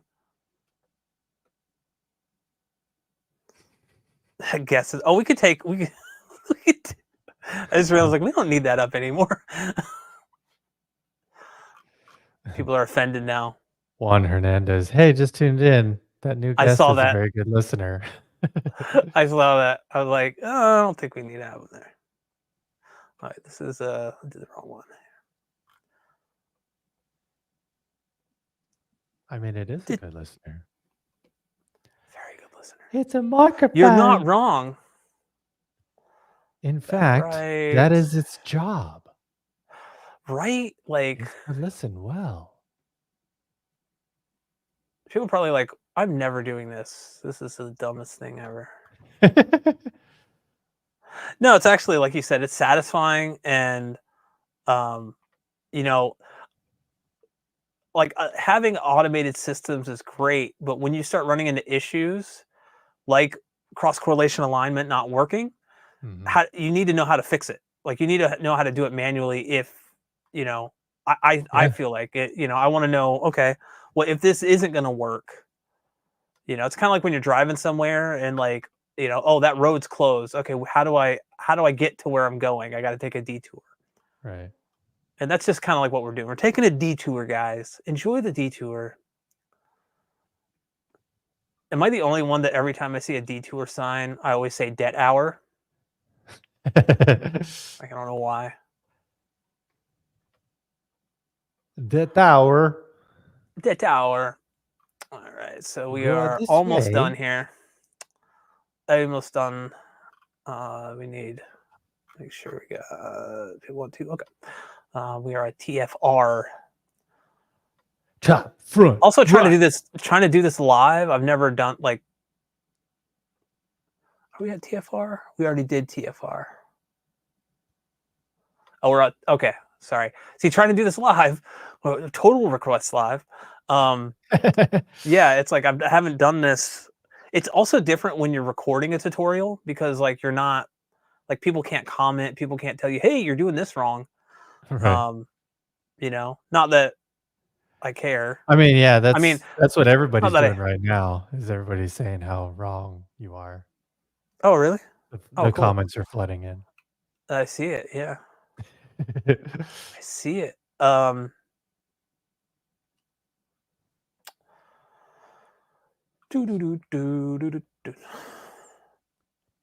Zoop zoop zabbity boop boop. Look at that lineup, yeah. I know. LFV. This is a kind of funky one. Whoa. Yeah. So we gotta bring them over here, and then we'll bring. Should I get it close? Yeah. That's fine.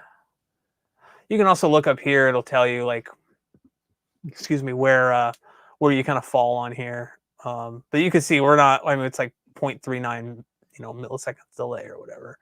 Do that, and then we'll do pause 2. Pause 2. Pause 2. This one might just need to go over slightly. Yeah, and again, this is like within probably 6 to 8 inches of the other position, so we're not going to need a ton of delay. Yeah. So okay, those are all factored in. Now we just need to go one by one and align them. So what do we were on front right. Okay, so R, vector average. What I'll do is I'll just vector average these like this. Surround left, surround left, surround left, surround right, and then surround right, surround right. Vector average. Vector average. Back left.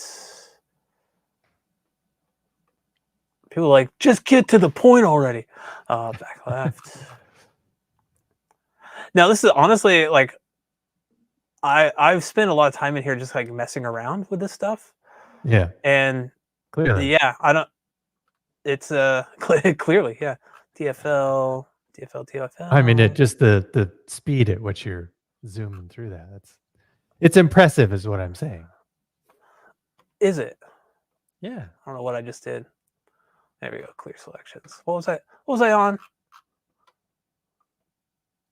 Oh, top front right. Okay, top front right. Tap a rat.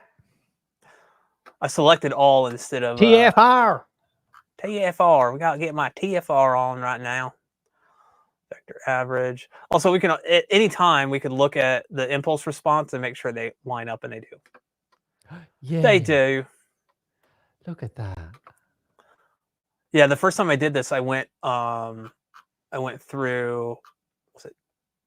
See, I can't talk. TFR. Okay, be my guide. Hmm. No, the first time I did this, I went through every time I would align something. I would open the impulse thing just to make sure. But you don't need to do that. You don't need to do that. You don't. Clear. Oh dang it! I did it again. Wingardium Leviosa. So when you have this many, it might take a second to select all of them. TRR, TRR, TRR, Tur. and then LFE, LFE, LFE. LFE. It's French. And then, okay, so now we can clear those. We can get rid of all of these. Yes, queen. Boop. Take a second. Also, always a good idea to save when you're doing something in case REW crashes or whatever. I've had it happen where I've had all of this stuff and I've lost everything. Luckily, I labeled it live stream. Is that the first time you saved this whole time? Yeah, I was chancing it, man. I was chancing it. So it's RO, SLO, slow, SR, San Luis Obispo. SBLO, SBLO. I know. I got a dirty mind. Got dirty mind. It says top front left, top front right. Top front left, top front right, top front left. Yeah, this is all like the menial stuff that where you're like, oh, God, it's like, okay, like let me just get this done. And then this is LFE. Oh, not to be confused with LFO. So what I normally like to do here is I like to actually save a copy of this. So I'll go ahead and save the live stream. I'll just save everything that I have here. But then I just want the averages. I don't need all the other ones. Yeah. Right. So I'm just going to delete everything here. So remove selections. It's 36 measurements. Kind of keep things nice and clean. Yeah. And then we'll just file save at all measurements and just label this live stream averages. And then that way we have separate files that have, we're kind of keeping things nice and tidy. So this is what we're going to be using to EQ. Now, I did talk earlier about target curves, which you can import into MultEQ-X. I don't typically like that because for a couple of reasons, but we'll just kind of take a quick glance at like why I don't typically use it. So in order to do it, you need to go into there's a few, you got to do a few steps beforehand. I'm not going to do those now, but you have to kind of like worry about like volume aligning things, and it's a lot. But what we can do is go into wow, I'm spacing right now. Does MultEQ-X give you the parametric EQ in MultEQ-X? Is it like infinite number of corrections you can make? Pretty much, yeah. Like infinite number of bands you can work with? Yeah, I mean, you could add more than 31 because what it's going to do is it's going to take those EQ files and convert them into, I believe, an FIR file or an FIR filter, a FIR filter. And yeah, so like it can. I mean, honestly though, you really don't need. Most of the time, you're not even going to use 31. You're going to use maybe 12, 14, 15. Yeah. You just want to give REW saying, hey, you can use all this if you want to. Yeah. I typically don't. Why can't I? Oh, it's up here, arithmetic. So if we go arithmetic, we have our target curve here. And so if we wanted to, like, if we wanted to use this, right, like a target curve, we'd want to first make sure that this is volume aligned with this target curve, which is, let me do this here real quick because we can always make a new target curve. So I'm just going to bring this up here and say like it's, well, actually we don't even need to do that. Hold on. We can hit EQ. I'm just going to, so 78.9, right? So I'm going to add, because this is supposed to be 75. So let me do, it says 3.9, right? And so this is our target curve. We want to make sure we add to data. And so we bring up the arithmetic thing. We select our target curve, and then we have our center channel selected. And then we go to the, I call it like, I don't know what this is actually called. But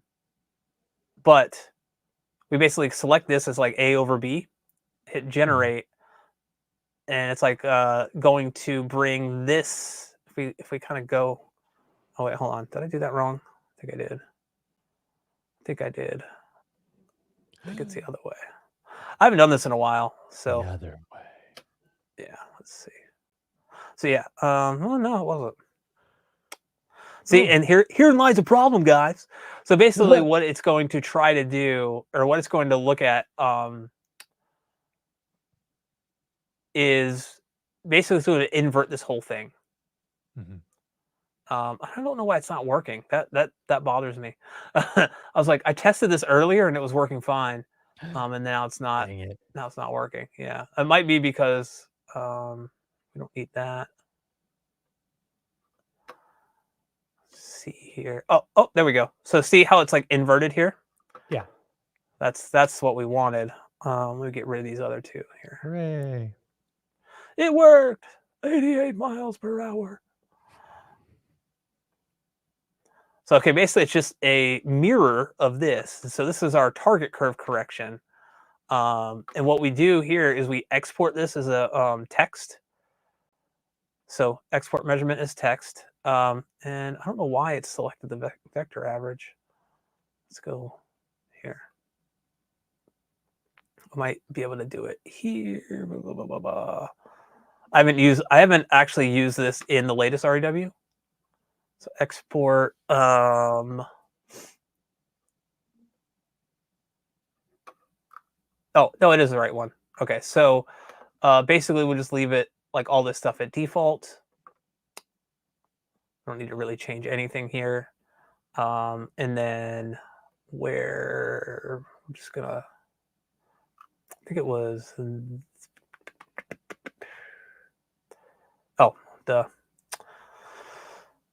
boop. And we'll just label this center target test. And then if I go bring it up in here, and we go, so it's like a text file. Where the heck did I save it? Am I blind? It's in the place with the stuff. Oh yeah, it's not in that one, it's this one. Okay, so here is the correction file that we would add to MultEQ-X. This is the target file. This is this is not what I want to use because look at this. At 2 dB, it's trying to boost it by 65 decibels. As we go down, yeah. So it's basically looking at the whole range, and we have to go in and tell it no. So we basically have to edit this, and there are ways like you could basically create a dummy one of these files, and have everything zeroed out. So it's like, okay, I want it to start at, let's say, 47. So we'd highlight all of this, and then copy over the like make sure everything's zeroed out. But as we get into like Yeah, hold on. Let me see here. Oh, this is going by. Yeah, I think it. Anyway, so this can get very confusing very quickly. Yeah, that's a I lot of don't, numbers. yeah, particularly care for this because you have to go in and edit this manually. What I tend to, or what I like to do is I'm going to clear selection. I'm going to get rid of this one. So this is how I do my stuff. Mhm. So I have the target curve, which is going to be up here, and we'll bring the target curve back by minus 3.9 because if we boosted it, we don't. I just have this as a reference, the target curve. We're not actually going to use that target curve for anything. I'm going to right click and select EQ. We'll maximize this guy here. Under our configurable EQ up here, that's everything that we set up before. Target type, we don't really have to worry about. You could go in and select the bass limited speaker and adjust the roll off. I've not really found that you need to do that, even for the sub. So here, what I just want to do is I want to calculate the target level from response, and it's going to kind of bring me up here. So 78.9. Correction, we could adjust how far we want to correct. So obviously, I'm bringing this white line over to about right there. We don't want to correct anything below 40 hertz or below 40 hertz, and we don't want to go above 20,000. We don't want to anything. I normally set my max boost to 4 dB. You can do 3 or 5. I found that if I go to 5, it can kind of overcorrect some things. Yeah. And then I'll set my overall max boost to 6. And then the flatness target to 1. That's all fine. I don't click on any of this stuff down here. And then I'll bring this up so you guys can see it. So here are all of my EQ filters. I'll click on match response to target, and it's going to go through and look at all of the filters. It's going to assign filters and then give us all this. Right? Exactly. That's the way I did it. So if we look here, we can see that it's the max boost that we've had across this whole thing is 3.1 and 3.2 right here. Not too bad. We could see our predicted response, which is basically if you were to upload this to MultEQ-X, transfer it over, and then do a measurement at each spot that you measured and do an average of those, it will be pretty much exactly this. Wow. Now, obviously, this is what I found to work the best. You can try to bring it lower, but I found that it doesn't really like it. It looks good. So like if we bring it down to like, let's just say leave it at 75. Oh, not 7. And we click match response, it'll say, hey, it's all above. It's going to basically try to cut everything and flatten everything out as much as possible. But it's going to look good. It's not going to sound very good in my experience. Yeah. So, yeah, I would highly recommend just doing like calculate target level from response and then letting it do its thing here. Now, what is great about this is you could have multiple things that you can upload to MultEQ-X. We're not going to do that here. But yeah, so see, like it also changes every time you hit that match response to target. So like, this time it's like plus 3.9 dB. Okay, whatever. That's fine. What I like to do is I generate measurement from predicted. 78.9 is our level here. And then I'll just export filters as text. And then I will create a new folder and call it live stream EQ. And then we'll just label this. I just label it C. So now when we go back, we have this corrected measurement here. And if, remember, it was like 78.9. Yep.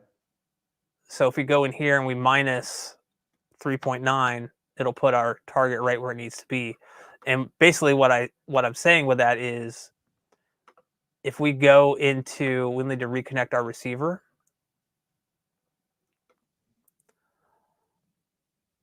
I'll do this because with MultEQ-X, you have finer tune control over your volume. So I'll go ahead and go in here and just go, because I know I need to reduce it by 3.9. Bam, that's done. We will have to go back in once we're done and re-input our distances because these won't get carried over. They're not. You'll notice like if you put 1.96, you'll go in the receiver. It's like 1.78. You're like, what's happening? What? So so I do all of this. Like it saves me a lot of time. So the only thing I have to do, definitely take a picture or write down like your distance when you're done. Like when you do your time alignment in the very beginning, write down all those numbers because you're going to need them. You're going to need them later. So then, yeah, basically we do the same thing for each one. We go right click, EQ, calculate target level from response, 79.8, match response to target.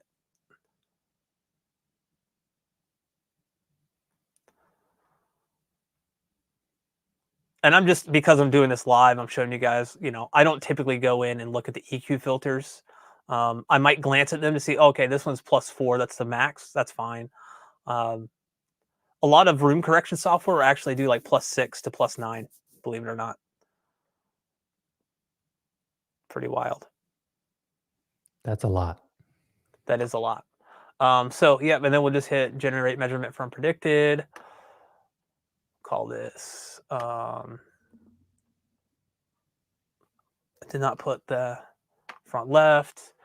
And then that is 79.8. So that is minus 4.8. Perfect. Go in here. That's front left.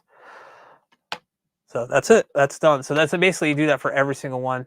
I'd also add that to data once you're done, because when we go to figure out the crossovers, we'll need to average like the front left and the front right together. Right.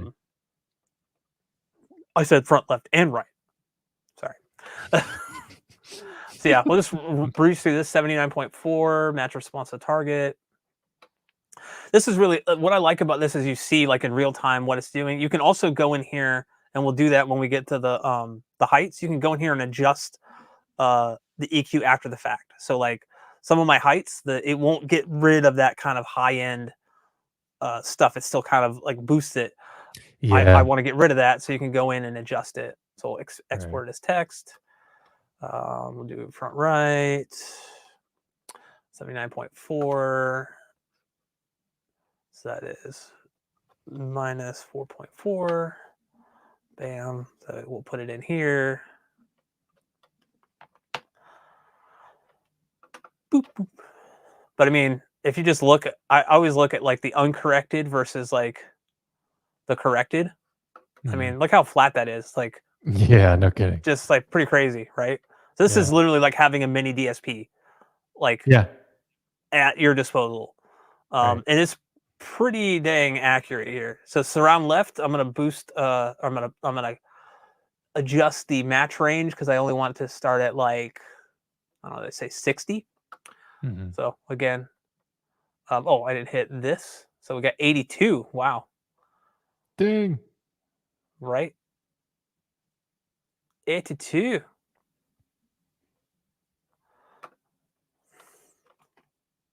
So label that surround left. Oh, I did a double.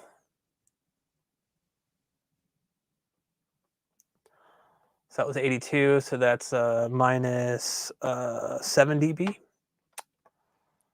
So we'll just go in here to that. Minus 7.0. Boop. Dang, look at that. Looking good. 81.5. So while it's doing that, I'll just go ahead and go over. It's 81.5. So that's minus 6.5. And then we'll go back to, where's our EQ window? REW, you're drunk. There we go. Hey. Then we'll just go to predicted text. Boom. Surround right. And then we'll just do the same thing, minus 6.5. Boop. Add the data. I did not add that to data. You got to make sure you add the data. Otherwise, it'll screw with you. Surround back left. Add. So yeah, we'll probably bring this up to like, we'll leave it at 60, whatever. So calculate targets at 79. So we'll do minus -4. That's good. Predicted text. Boom. SBL.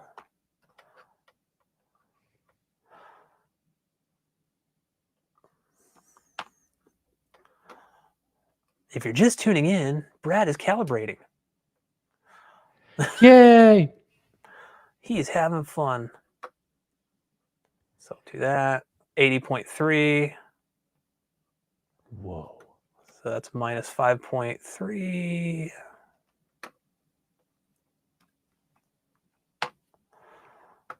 Oh, I want to do -4, not Whoa. right. Yeah. There we go. Okay. So then we'll just do predicted. This is our SBR.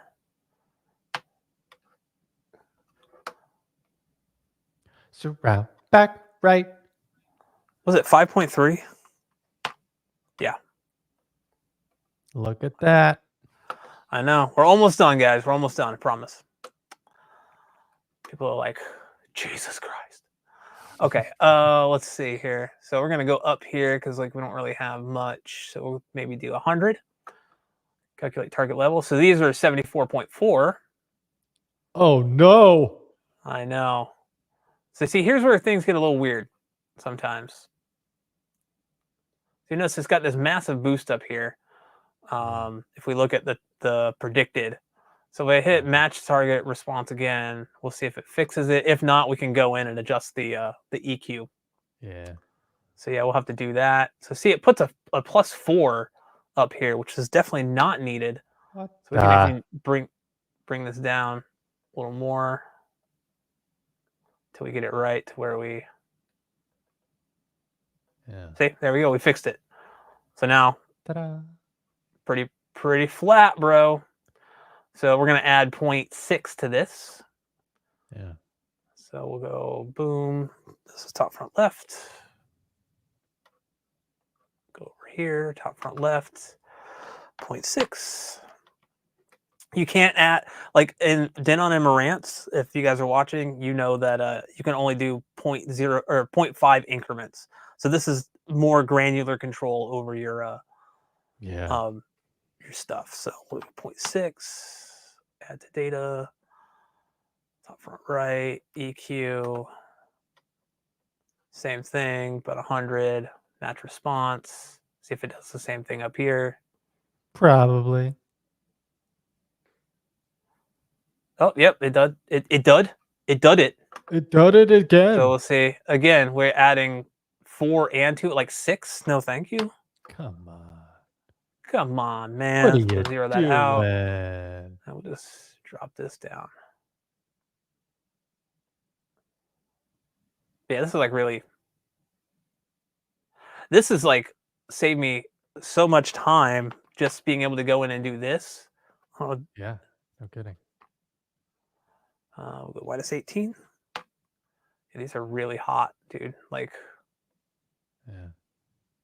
so yeah, we got it right here. Perfect. Predicted. This is our top, front, right. Oh.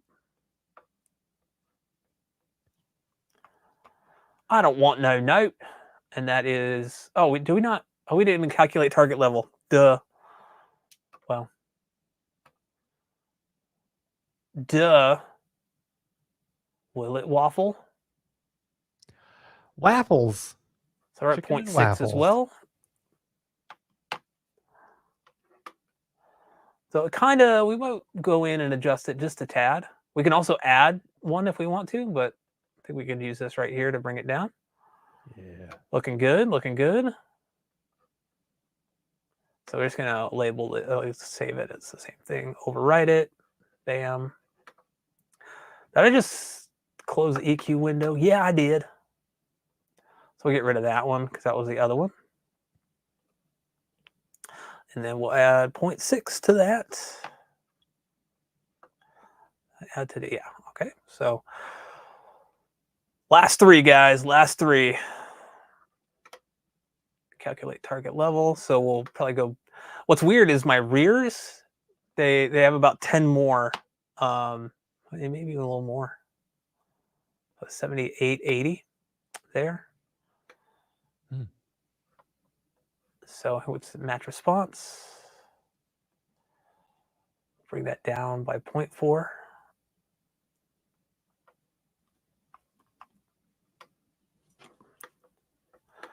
So, okay, yeah, we're going to have to fix that little guy up top there. And again, like, why is it adding 8 dB? 8? It even, oh yeah, it's so weird. Like, well, it's like 4 and 4, so it's, yeah, it'll get a little weird sometimes. Yeah. So, we just, don't be weird. All right, don't be weird. So that's good. So measurement from predicted text. The reason I'm doing a predicted is we're going to use those predicted measurements to combine them, like average them together, and then figure out our crossover. Crossover. We won't be doing any like this is pretty much going to be spot on. Like so, like we won't need to go and do any verification measurements. I'm not going to do that here because it's just going to take more time. Because it's not going to look the same unless I do all 3 measurements from each position, and I don't want to do that. So it's going to take too long. Understandable. Yes. So we already did that. We'll go back here. Oh, I did 2 of those. So that was minus 0.4. Bam. Add the data. All right. We'll do EQ. So this one I sometimes have a problem with, and you'll see maybe here. I'm hoping it does it because it just will sometimes not correct up here. Oh, that's not going to do it now. It sometimes just will not correct up here for whatever reason. I don't know why. It'll just go okay, whatever, and you have to bring it down to like 74, and then gradually bring it back up to. You kind of have to adjust the target level a little bit to kind of get it to do its thing. But again, we don't need 4 dB up top there. So like, yeah, we zeroed it out. That's good. Boom. And then we'll TRR, save. And that was, I think it was 0.8, right? It was 0.8. 0.8. If you ever go back, 75.8. So we're going to take 0.8 away. Yeah. Minus 0.8. Do the same thing here.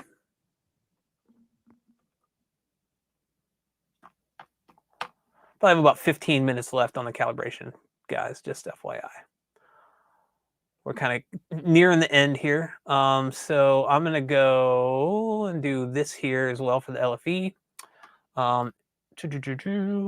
Here, I'm just going to select subwoofer because it's going to make it easier. Not going to correct anything, like, just going to adjust it. I also adjust these. So I typically do like 5, because like low frequencies are a little different. I do like 5, 6, and 1. But yeah, we can kind of adjust the oh no, that's not what we wanted to do. I was just trying to match it. Not 1500. I can adjust the slope, so it's kind of like matching that as well. Maybe 36, yeah. And then we'll back it up. So try to get it there. And we could even go, yeah, that's good. And then the bottom end, we're at about right there. And then we could slope it like 12. Yeah, that's fine. We'll calculate. And then we'll just do that. So we know, thank you. So we can see kind of what it does. It literally just reduced the minus 7.3 dB at 150 hertz for whatever reason. Honestly, this probably doesn't really need any correction. Yeah. I'm not going to add it. You can always add it later. Not a big deal. So, okay, that is all of our EQ files. Now we need to get them into MultEQ-X. We also want to I just want to make sure. Let me do this here. We do want to look at the volume, which is 74.8. So we'll add 0.2 to that here. And that's it. So like that way, like we've now volume matched everything based on the EQ that we're doing and across all 3 seats. So what that means is it's going to be very consistent through all 3 seats. So we're in MultEQ-X here. I'm going to go to design my target curve, and I'm going to go to import EQ, and then I'll select front left first. We want to do these individually. So I'm going to go to my desktop where my folder is with my EQs. I think it was under here, live stream EQ. I did put the center out here for whatever reason. So I'm just going to select front left. It's going to tell me it imported successfully. And now we see our target curve, or our EQ down here being applied. And then it imported all of these up here. So now we can do front right. And basically we go one by one, do this. Those are all those text files that you created. Yep, all of the EQ files. So we actually open those up here and go look at them real quick. So this is everything. This has all the information that it's importing into REW. Much less than that other file you pulled up. Easier to look at. We know it's not going to be boosting anything past 4 dB. Like we can even look in here and say, oh, 4 dB, that's as high as it's going to go. And I like this method better, to be honest. So I'll go in, I'll go back, get my center. Yeah, Juan is asking, is this way of calibrating better, or does it have the same results as OCA A1 Evo or Nexus scripts? It's probably going to be about the same. However, I mean, you are kind able of to hit on it at the beginning, but Juan was not. Yeah, you might. In Were you not paying attention? No, I'm just kidding. No, this just gives you more granular control over every aspect of it. Whereas if you don't want to spend the time doing this, then knock yourself out with A1 Evo. I think it's a great system for what it is. But for someone like me, I want to be able to go in here and do this. Like the issue I was having with like it not correcting the top end of like my heights, right? Because you can't A1 Evo wouldn't address that. It won't allow you to, I don't believe, to go in and adjust it after the fact. Okay. It's kind of like a one and done thing. I need to like check out his latest one, his latest iteration of it. Because the first time, I can't remember the name of it. Juan might be able to help me out there. But like it was great. Like his first iteration, Odyssey 1, I think it was just that's all it was called. It only corrected up to like 500 hertz, and I needed to correct like especially the height channels up like full range. Yeah. There are times that I know people, the problem is you can't just kind of put a blanket statement on stuff like that when you're like, oh, only correct up to 500 hertz, because it's going to be different in every single system, right? Yeah. So like you have to go in, and it's going to be unique to speakers and systems and in your room. Top rear left. So I'm just going through and importing all of these. Here, you see that massive. I'm gonna be right back. Yeah. I will not pay attention to anyone in the chat. I'm kidding. But no one like A1 Evo is going to give you like results that will probably be very similar to this, but you will lack that control that you have over everything. And the way that I do this with the parametric EQ, you can adjust every little thing. You can tell it exactly like how you want it to be done. But yeah, I don't think like you're going to spend a lot more time doing this, but you will. I think the other thing too is you will learn a lot.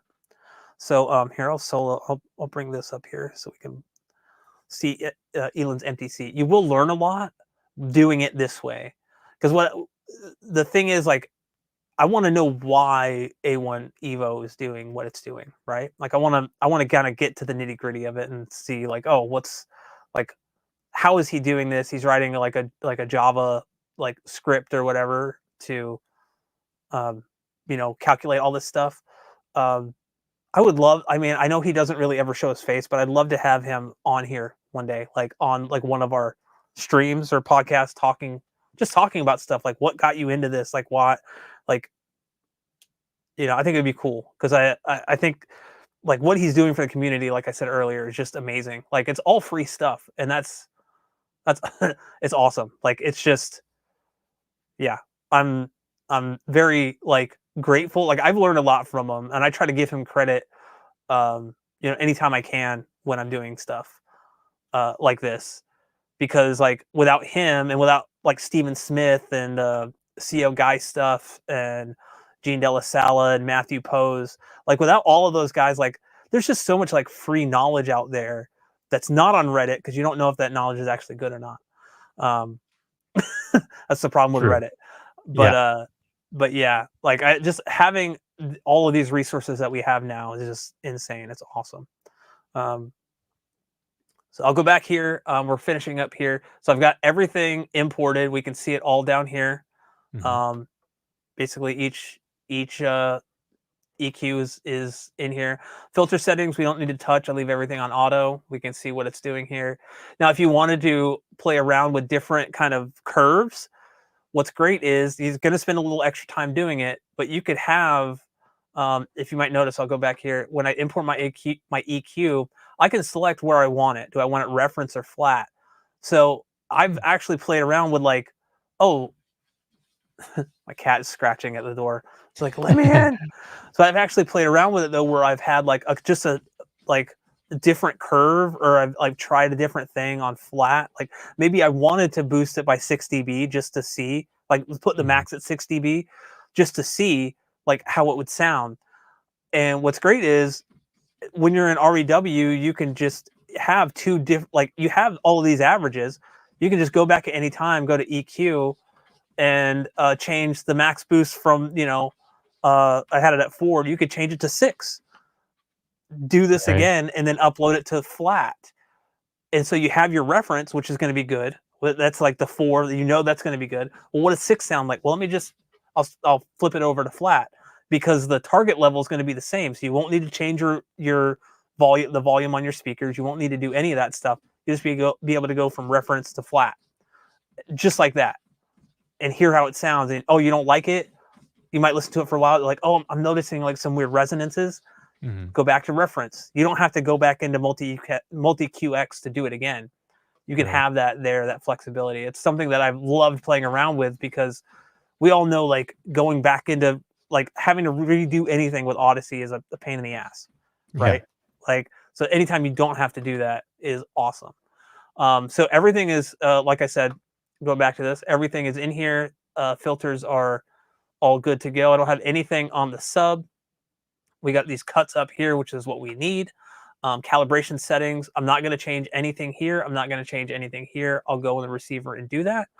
All of this volume, we don't touch the volume once it's in the receiver. If you touch the volume when you transfer this over, you're going to basically reset the channel, because it's not going to, because it's going by 0.1 instead of 0.5. It's just going to reset. You're not going to be able to get it back that way. You'll have to re-upload this again. What is great about that is you can go in here and go to File, Save As, and we can just label this, whatever. I'll label it Live Stream Stuffs. And then now I have a copy of this, all of my filters in here. I can just load this back in and start like adjusting things if I want to. And so finally, we want to finalize. We can select our mode here. I'm just going to transfer filters. Click OK. We don't care. We're using REW. We're not using Roomy. We're kind of just using MultEQ-X as an interface to put to bring everything to the receiver. We're not actually using measurements within this, within MultEQ-X. I'm hoping that I'll get the issue that I normally get with this. It'll send filters, but it'll freeze at 1. It freaked me out the first time. It's not going to do it now that I'm live streaming. But it'll freeze at one of them, and it'll be like, it'll error out, and you just have to reconnect and then transfer the filters again. Everything's fine. Yeah, no big deal. No big deal. So it's finalizing. BD. And file transfer complete. So then now I'm going to go back over to the OP3. We're going to solo this guy here. And I'm gonna go back over to my receiver stuff so you guys can see this. I'm going to make sure our Odyssey is set to reference. Okay. Speakers manual setup. I'll go to speaker config. We know all of these are going to be set to small because we're going to cross them over. We just got to figure out those crossovers real quick, and that won't take very long. I'm not going to go and input my distances again, but I will. Like, that's what you should do. Like, you take a picture, write them down, go and input them in again. But I'm going to go back after this is over and kind of reload my old my other calibration. Were you wanting us to see the TV? Oh my God. Yeah. You know what I realized? I'm yeah.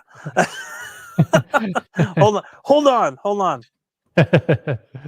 You'll be able to see it. Thank you. See, this is why I don't do this by myself. Also, my cat is he's going crazy right now. Pet me. Come on. Right? He's like, pick me up. There we go. Okay. Makes a lot more sense now, huh? Yeah. I was like, hey, you're gonna see all this stuff. All right. So Just we'll go imagine the Marantz menu. Right? All right. So imagine this. So you guys can see this now. Good. Okay. So we're going to go in, make sure Odyssey is on reference. Perfect. Mm-hmm. Speakers, manual setup, speaker config. These were all set to large before. I just changed the fronts to small. It'll change everything to small after that. We'll go back. You should have wrote down your distances or whatnot. I'm not going to do that here because, like I said, I'm going to transfer my other file over. I don't have to do that again. Mm-hmm. Levels, if we go in here, these are all going to not say what they were because this will, I just muted it, but it's because like it's not going, it's going to be like 4.9 or whatever we put in, but it won't like show up there because it's not set up for that. But it will be. And then crossovers, like I said, we'll figure that out real quick. Let's leave them at 40 for now. So let me go back over really quick. Go to REW. Those theatric speakers can get down. Yeah. But it also depends on your room, right? Like, yeah. So like if we look at the center, here's my it kind of goes down to 44, but I have this dip right here. So I typically will cross them over right here. You see where that meets? Right there, like those two lines. Mm-hmm. Can I make it bigger? Yeah. So like basically where they kind of meet there. We could cross them over at 40, maybe lower, but I've done tests. Like basically I always kind of go for that. Where they cross, what hertz is that? It's at 90. Okay. About 90 hertz. So I'm going to go in and just change the crossover on my center to 90. So that's done.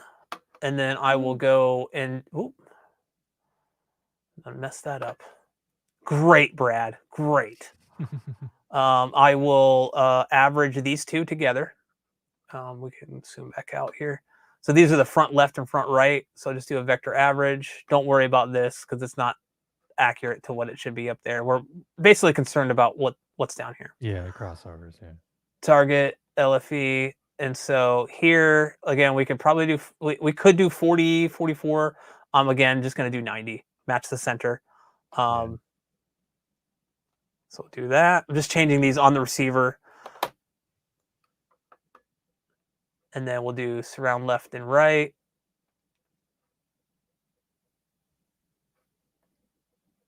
Oh wait, that's the I was like, wait a minute, that's weird.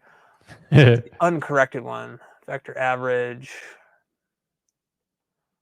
Target and LFE. Okay, so yep, we're looking at around 86. So I'm gonna go 90. 90 is not a bad place to be. When you're up in like the 120s, 150s, that's when you should start being like, I need to do something because that's not start localizing the bass then. Yeah, Oh, exactly. I think I did again. So surround back left and right, vector average, clear, turn the sub on, be this one. So again, we're like right at 91. Yeah. And obviously like a crossover is not like a hard like cut. Oh, here. Yeah, it's gradual. Yeah. Gradual slope. Gradual slope. There we go. It's a it's a gradual. So like crossing them over here at 90 again for the backs is perfectly fine. The tops are going to be a little higher. Let's see. Get rid of that.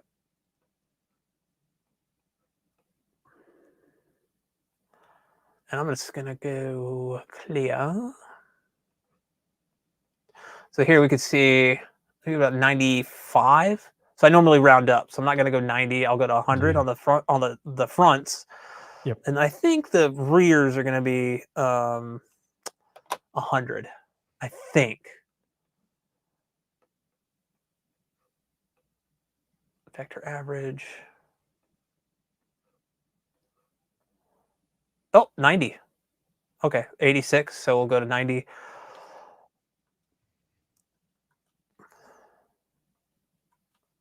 So there we go. I'll go back over. Boop. So now you can see basically 90 across the board. I mean, Boom, boom, boom. 80 is always a good starting point. And yeah, that's I mean that's pretty much it. Like if we look at I did this again, didn't I? Wrap things up here, but if we look at basically boo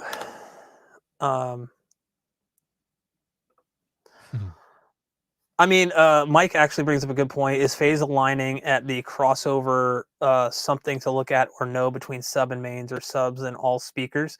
So basically, we handled the alignment in the beginning, but we could look at it again. In my experience, what you set in the beginning is pretty much as good as it's going to get. Like you could maybe go in and tweak a little bit. Unfortunately, with my system, because of the mini DSP, my subs will never be able to be spot on with the mains ever Yeah. because of the added delay in the mini DSP. I would need to add like another external thing to kind of get like to the speakers to get them all in line. But it hasn't really been an issue. It's honestly off by like maybe I couldn't even tell you, maybe like 7 to 8 milliseconds. Mhm. So like it's not probably as smooth as it could be. Um, but yeah, and then you can always do verifications after this and just kind of test different crossover settings if you have time. But most of the time, you know, this is what I found is what's in here is going to be like what it should be set at within at least within 10 hertz. You might go, oh, this needs to be 100. Oh, this needs to be 90. Also, if you do more than 3, you're giving it more information to draw from. So, I was talking about before, I've done 11 measurements, like 11 positions before. You can imagine that's quite a few to manually align and all that stuff.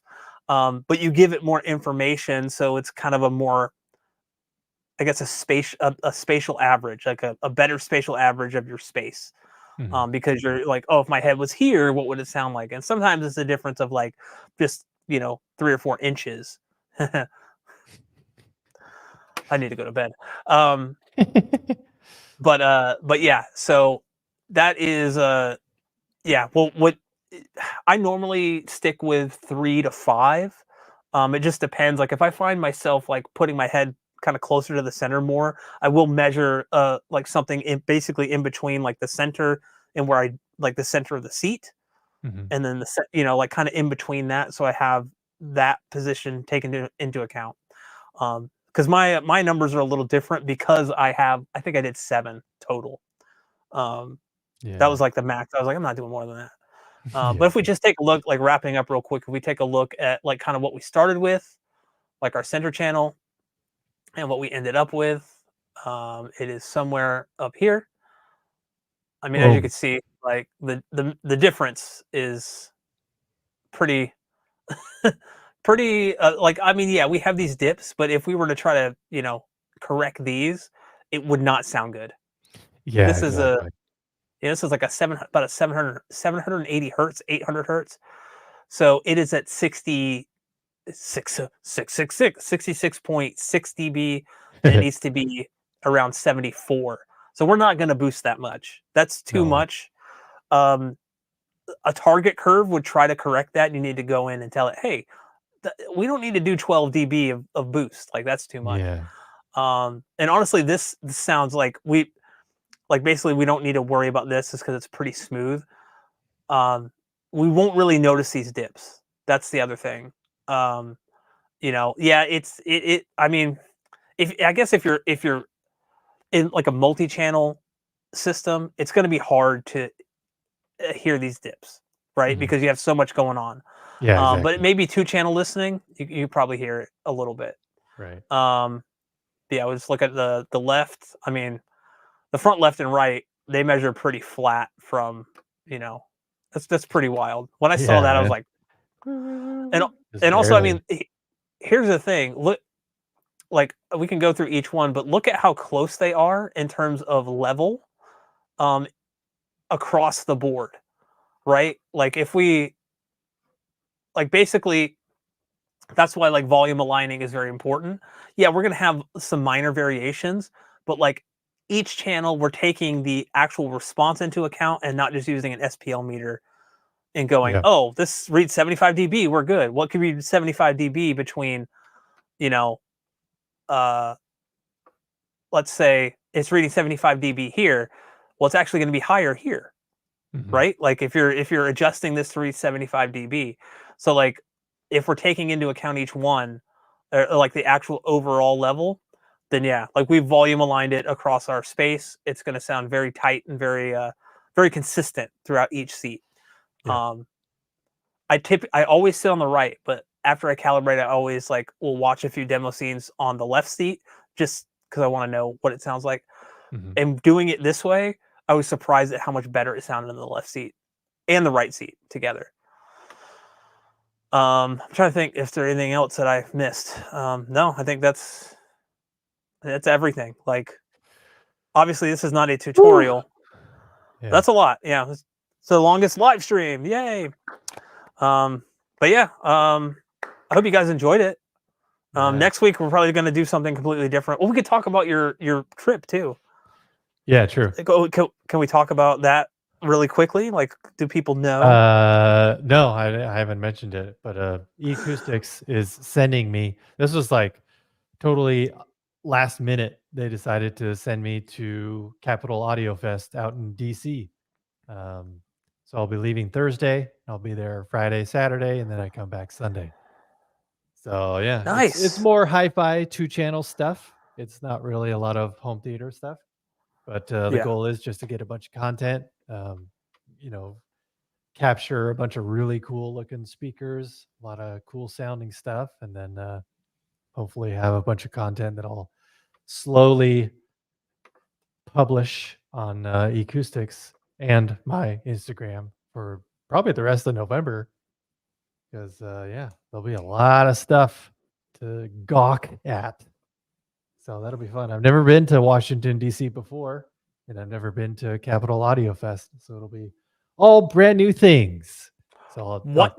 talk more about it next week. Woo! What? Yeah, Are you for real? No, that's awesome, man. Well, I'm happy for you, man. I hope you have a good time, and yeah, you know, things me too. are good, and you know, like, it's just good, you know. Yeah, but yeah, stay safe out there, everyone. Yeah, for sure. Whatever the election results are after tonight or whatever, um, just be kind to each other.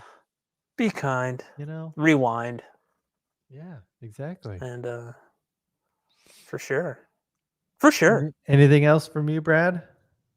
I mean, that's it. I gotta. I'm working on the next video. Hopefully, we'll have that out this week.